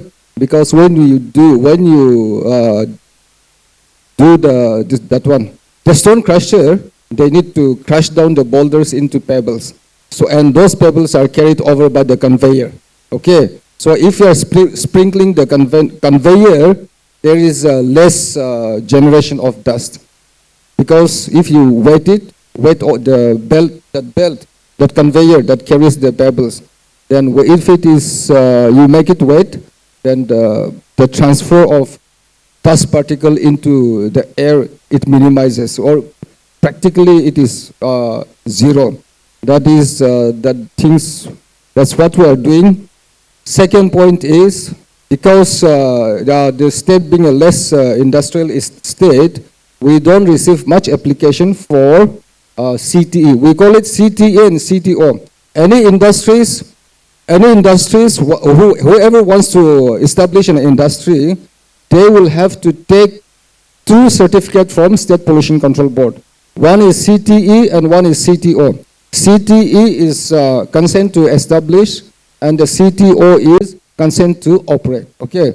So if you are starting any manufacturing unit, any industries, you need to take these two certificates from the State Pollution Control Board. So in this, I can safely say that whenever we receive the application, we immediately issue the certificate. And since industry is very less, the amount of work for us is very less. So I would say that in terms of, if we are talking about air pollution, the air pollution in Dimapur is not that good. But if you are to compare with other states in the mainland, we are relatively good, but we should not be complacent. We should work hard. So in that case, if you are talking about air pollution, there is okay. Let us admit that there is a failure. But in other aspects of the duties and mandates of the board, we are doing good, and I'm happy to tell you that we have achieved our objective. Thank you. Good afternoon, everyone. We are very happy that this kind of initiatives are being taken to not only discuss on the issue that we are facing today, but also to generate awareness to all of y'all.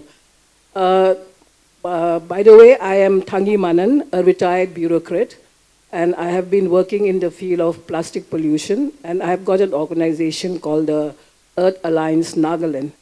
And this is supposed to be an alliance for the environment, where anyone who is interested in doing, love the environment and want to preserve our Nagaland into a better place, or we are concerned about the general condition of the world today, because we are all moving into a very dangerous grounds where our livelihood and our life is going to be impacted very, very much. So I'm glad that there are a lot of students here, because this actually is meant for y'all. Y'all are the future, and y'all have to take the action. All over the world, there is the youth movement, and the youths in Nagaland too has to generate that kind of movement to make the policy takers and policy decision makers to really take action.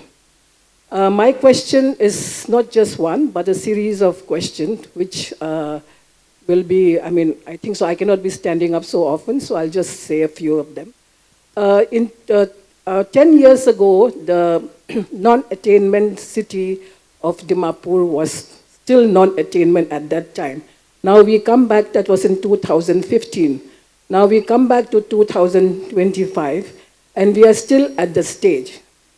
And I think so under the National Clean Air Program, Dimapur also must be, the Pollution Control Board also must be having your own program to reduce the air pollution in the district, or in Dimapur at least.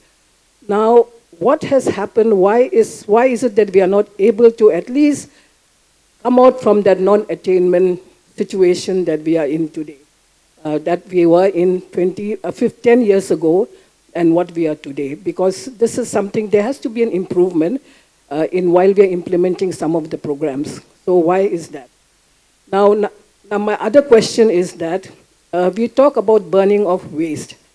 Now, when we talk of burning of waste, I think everywhere, in every corner, like some of the students have mentioned, everybody burns the waste, or they go and throw it into the nala, which is next to their house. So these are some of the practices which we are doing.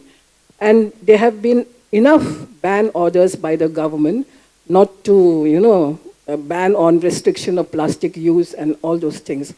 Now, I would like to know whether the district administration here have issued a ban order on burning of waste in your backyard. If they have issued that, we would like you all to reiterate that and also give the consequences, because just issuing an order does not really impact the people. You have to give the reason why you want to ban that. It is for your own health. It is for the people around you to protect your environment, and not only the environment, but also yourself. Now, burning is not only confined to the DMC area, because air pollution is boundaryless. It doesn't have a boundary. So if we talk about just the municipal area, it really doesn't impact. So I think so district administration as a whole has to really look at air pollution for the entire district, and also maybe the entire state that is there, which needs to be really looked into. But in Nagaland, I think so, Dimapur is the most, no, I mean, highly polluted place because of its location and also of all the activities that is going on. So I think so Dimapur has to be taken as a whole, not just the municipal area, where some corrective measures can be taken, for example, the burning of waste. I think so this is a very serious issue and we all know about it. Now, when we talk of air pollution, I would like the police or the administration to look into it. We talk of public transport. In Dimapur, there is no public transport. Everybody is using the vehicles, the auto rickshaws, everything that is there. Now, to reduce the traffic congestion and also to reduce the air pollution that we talk about through emission, then I think so some system of public transport has to be introduced. There was one pink bus which goes from Dimapur to Chumukudima. I don't know whether that is still plying, but as of now, there is not a single public transport that people can use or that can help reduce the emission problem that we have. Another thing is that during the school hours, every parent wants to take the vehicle to drop the children. Not only does it cause air pollution, but it also causes huge traffic congestion during those hours. So maybe you can also think of passing some kind of, dictate or a rule or this thing to enhance the bus facilities in the schools. And most parents should use this facility to use the bus for the schools. I think so this to a certain extent will reduce your emission issue and also the traffic congestions that is going to be there. So these are the two very critical issues that we have to really, this is where we can do something about it if we are serious about reducing the air pollution that we are talking about. Now, there are a lot of issues, but then I think so when we are talking about green infrastructure, we were not able to really pinpoint on that. And I think so as of now, having a green infrastructure in Dimapur may be quite late in time, but we can green our surroundings because that will help in reducing the air pollution that we have, and also we are also reducing the heat that we are facing every day. By the way, we are also going to have more programs in the next few months, particularly on issues of greening Dimapur. And we have a young activist here who is the National Youth Climate Consortium from there, and he's also been trying to mobilize on this area of engaging youths, engaging every citizens of Dimapur to do something for yourself, not for anybody else, but for yourself. Because ultimately, who is going to be impacted by this climate change? So we all have to do something. And what do we do? Your youth, she has suggested that if each student plant a tree and take care of it, that will, I think, so drastically reduce air pollution and also cooler climate for Dimapur.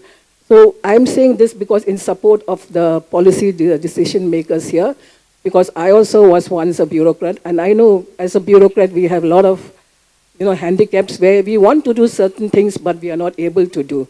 So, but it's also the public who has to support in whatever way you can into what the government wants to do. Just don't blame the government alone. Well, they also have the, they also have the challenges which as people we can also, do.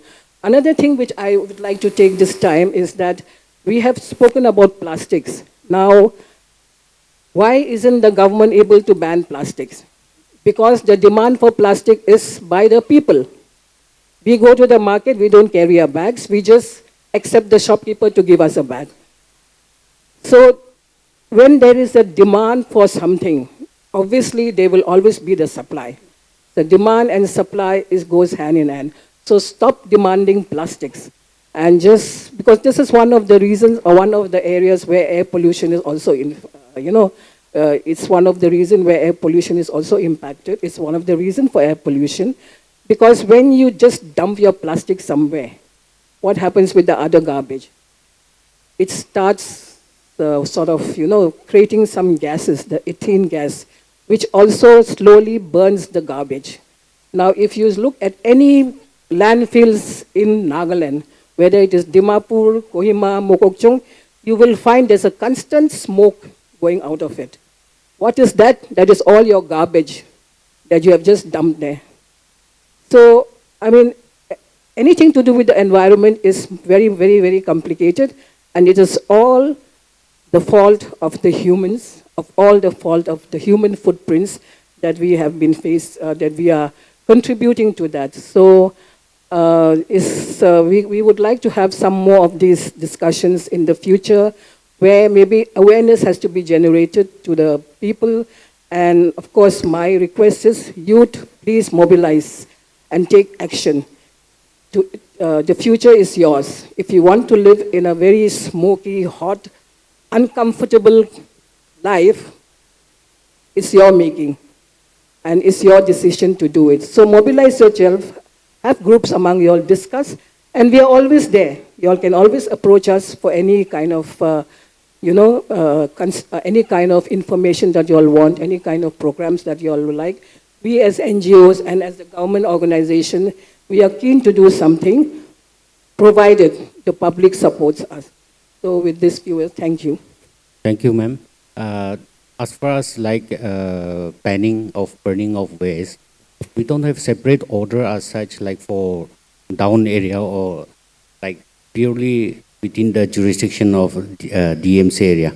But usually we issue this kind of order every year as in general, like especially we see in Nagaland during winter season. There's burning of jungles happen in every village and every areas.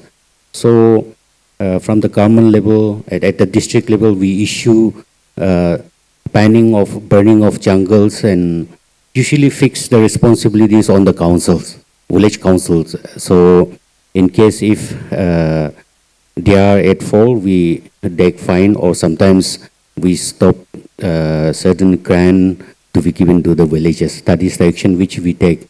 But as far as like town area is concerned, we don't issue as such. I don't know DMC whether they have issued or not. Not a district administration. We issue in general. So that is what I need to clarify. And also, like banning of plastic, yeah, plastic bottles and all single-use plastic. We issue order banning, going for checking, but it's disheartening to say that the implementation it's not that successful. I don't know. Sometimes we suggest that those production should be stopped. Unless their production is there, then definitely it will come, public will utilize. But once production is stopped, I think people will also stop using it. But I don't know, like it's a policy of the government, how, whether they have to cancel the license or I don't know, these are the things. So hopefully one day the ban will be successful. Yeah. Thank you so much, madam. Yes, definitely, State Pollution Control Board has a role to play in mitigating the air pollution in our state, and especially in Dimapur. And that's the very reason why we are gathered here today. Because we are, as I have said before, we are statutory in nature, and we do awareness campaigns. Sometimes we reach out to the students community, and this NCAP, the conceptualization of NCAP is because one department alone cannot achieve the objective. So the policymaker, in all their wisdoms, they have brought together so many departments, and when the first action plan was made, there were so many actionable points. But now, again, the new guidelines had come in, and in that guidelines, only 5 actionable points. One is roads, and one is crematorium, and one is greening. Other 2, I don't remember, 5 actionable points, na? Huh? A plantation, yes, greening, plantation. So they have reduced it to only 5 actionable points. Maybe they have done some studies, and maybe the policymakers, they have come up with the idea that if we can focus on these 5 actionable points, maybe we can achieve we can improve the air quality. So often, I cannot tell you, this we can see it with our own eyes where in Dimapur there is an air pollution. as we discussed before, is because of the road condition and it's because vehicular emission. Yes, and admittedly, this one, open burning also. For Kohima, the NIT, in collaboration with State Pollution Control Board, we are carrying out a study called source apportionment studies. So for Kohima, it will be shortly done. But for Dimapur, we still haven't got any clearance from the MOFCC and CPCB. So that I cannot tell if when source apportionment studies, when we can do it for Dimapur, that I cannot say now. And so in source apportionment studies, what the NIT, National Institute of Technology, is doing is they will look into all sources of air pollution. What are the activities? What are the factors that is contributing towards air pollution? They will look into that. They will carry out the studies and come up with, in Kohima, these are the major contributor of air pollution. The air pollutants, the main reason factors causing air pollution in Kohima is this one. They will come up with that. And if they do studies of Dimapur, that they will do the same, they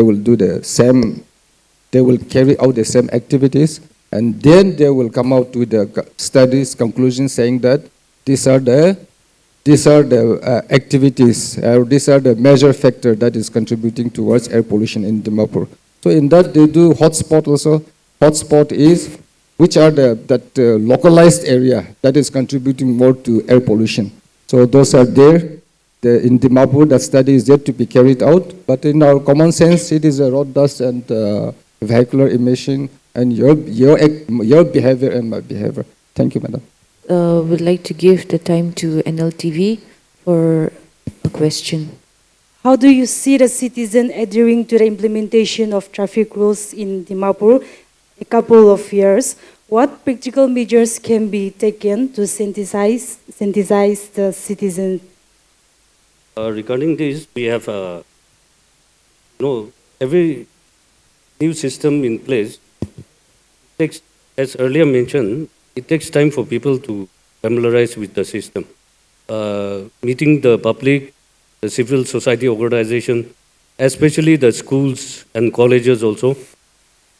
We have been going around giving awareness campaigns, especially on road safety and traffic rules and regulations. Now, the public, you see, in the initial stages, they take time to comply to any system. But now, we see positive compliance. That's why we are planning to initiate more integration of traffic lights also, which will be in place shortly. And as mentioned, automatic number plate recognition to assess the traffic flow within the city is being planned out through the NCAP initiative. So these are certain issues which on a daily basis we try to tackle as per the problems. So regarding the regulation part and enforcement part, it is on a positive note. And there are issues of public violations. I mean, people, every time certain sections of people, they always violate the traffic rules. But then eventually, with the systems in place, they tend to realize and they become, they obey traffic rules and become more disciplined in that aspect. And regarding the earlier question raised by Madam, I haven't forgotten your question. Regarding the public transport, the pink pass that was introduced earlier, in fact, they were no takers, it seems. We inquired from the transport department also. The pink pass was introduced for women, ladies. But since there were less passengers, they had to accommodate the male in the pink pass. But even this issue, they could not find a positive response because most of the public, they prefer traveling in their own private vehicles or auto rickshaws. So that became an issue, and it was a loss-making exercise.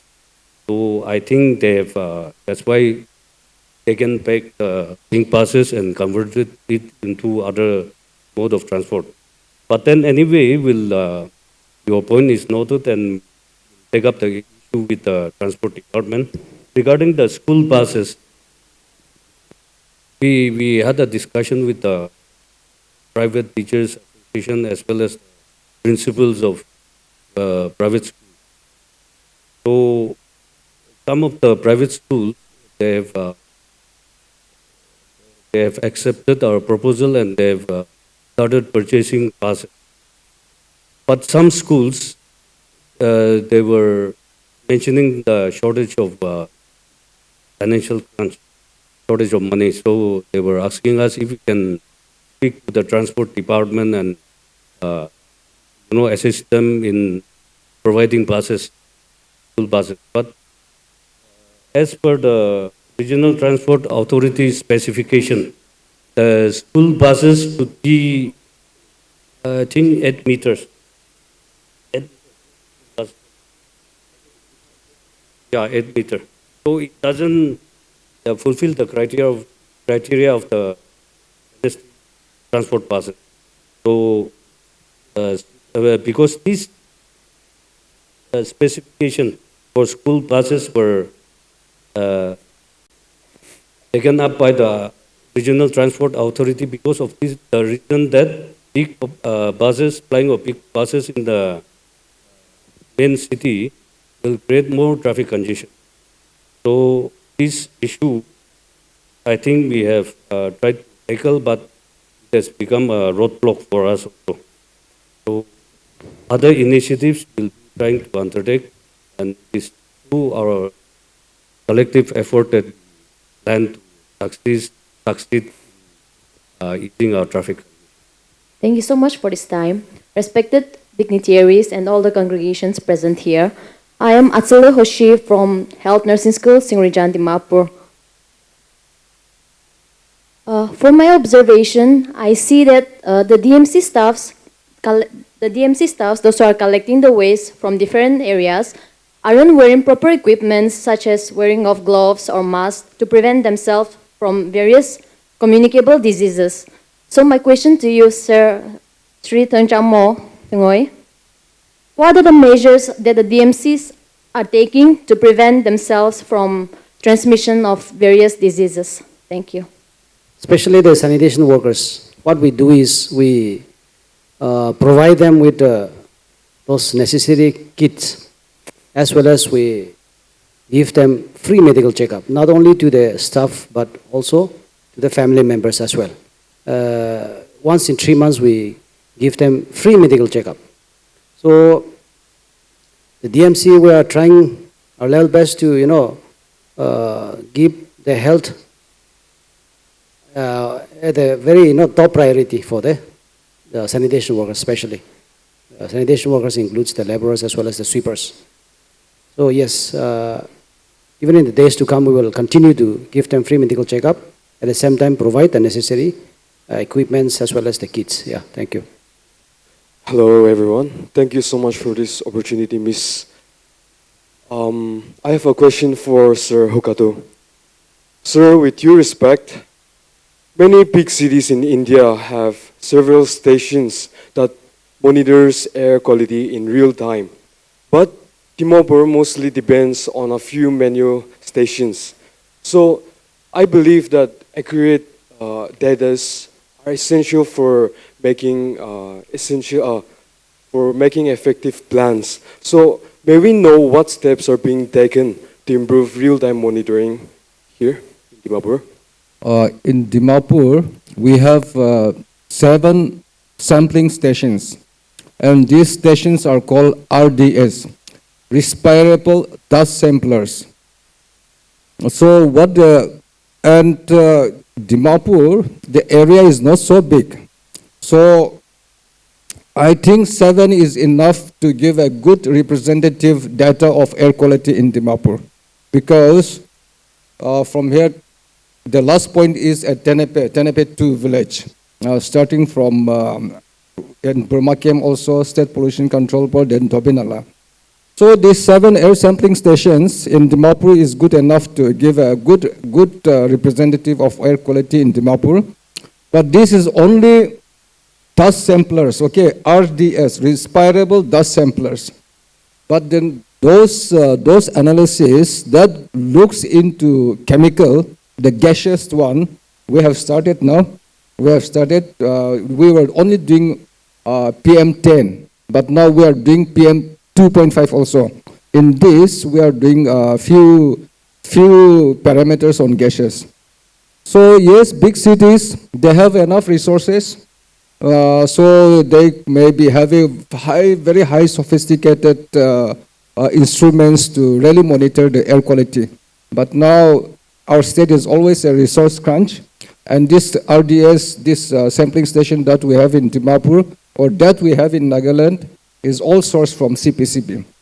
And in Kohima, we have one continuous air monitoring quality station. I think you have seen that. There's a display board on that police point now where you go towards PWT.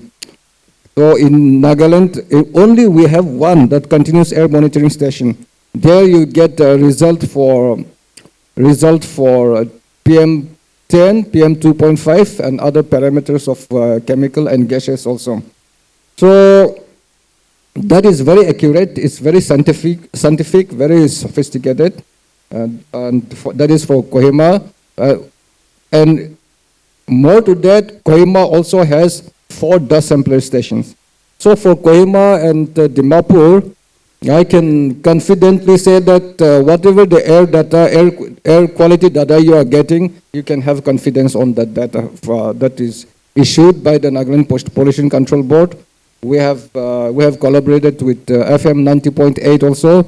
They broadcast.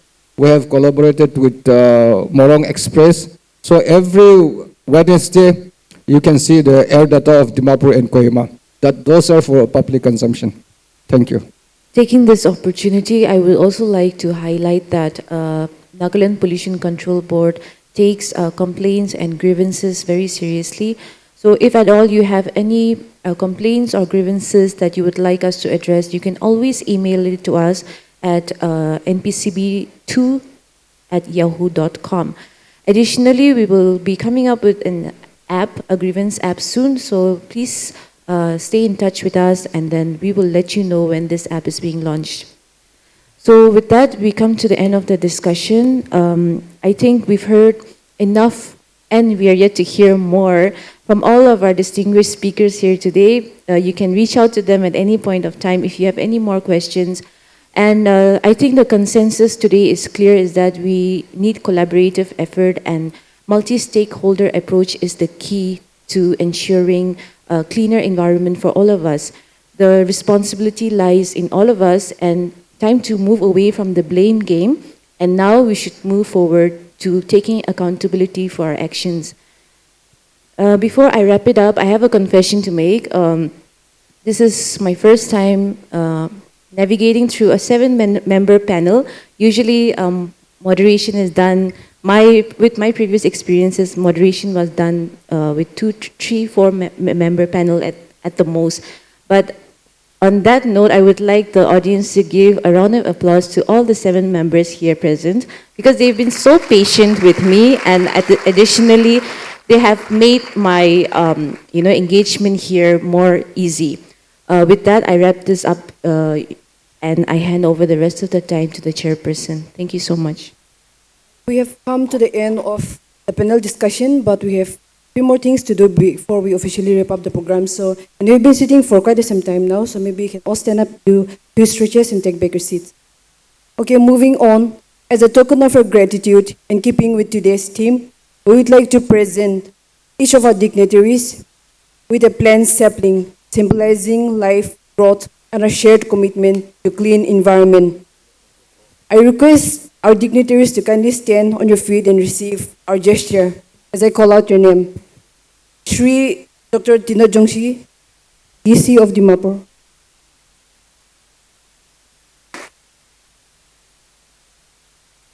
Dr. Yetovi Tuku, CMO of Dimapur.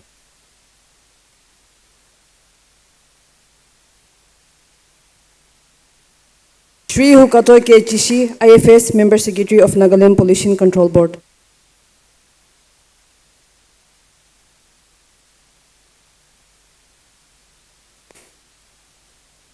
Shri Tangchengbemo Tungai, CEO of Dimapur Municipal Council.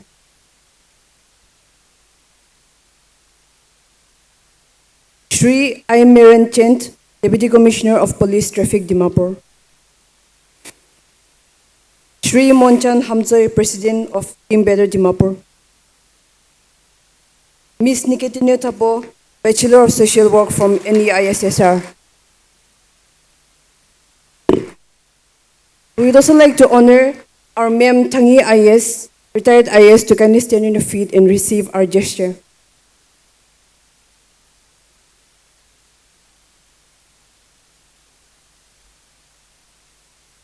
Saplings have been arranged for all the participants outside the hall, so we encourage you to kindly take the saplings home and be a part of our journey towards clean air. At the back of the certificate handed to you this morning, we have a pledge card, so we kindly request you to plan, click, and take us on the social media handles mentioned there. As a mark of appreciation for the student participants in today's program, we would now like to present certificate of participation to colleges and schools.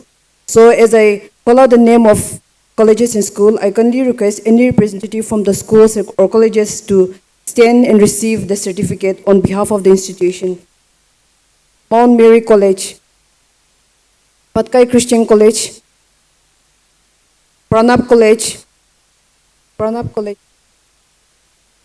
Eastern Christian College, Emmanuel College, at the front. Northeast Institute of Social Science and Research, Livingstone Foundation College, at the front. Dimapur Government College, at the back. City Law College, Health Nursing School, Cornerstone College, Logos College, and Government Middle School, Dimapur Town. To be a part of today's panel discussion, we also invited participants from students through short video clips wherein they have shared the pressing environmental issue of our state. Basing on the entries received, we have chosen 3 individuals we would like to honor with the certificate. I kindly request the following individuals to kindly stand on their feet and receive the certificate. Ms. Melda from National Institute of Social Science and Research. Ms. Melda. Mr. Tapise from Sakos Mission College, Dimapur. Mr. Machen R. Kitan from Tetso College. Ms. Kamala Devi from Eastern Christian College. Ms. Mayemelu Kefo from St. Joseph University. And Ms. Nikitinya Tapo from NEISSR. As we conclude today's talk show, On the Air We Share, Breaching Policy and Public Action, on behalf of Nagaland Pollution Control Board, I sincerely would like to thank our distinguished panelists for their valuable insights and perspectives. Your contribution today has shed light on how policy and community action must go hand in hand for cleaner air.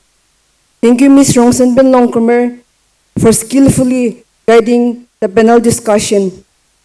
I would also like to thank our distinguished leaders, individuals from different organizations, NGOs, for being a part of this program. We are truly honored by your presence. And to all the participants, thank you for your active involvement and thoughtful questions. A special word of thanks to our Member Secretary, Shri Hukato Chishi, for his constant guidance and support in making this program possible. And to all the colleagues of NPCB who has worked tirelessly behind the scene in making this program a success. Once again, lastly, I would like to thank the media team for the coverage and support in reaching this program to wider audience. With that, we conclude our program.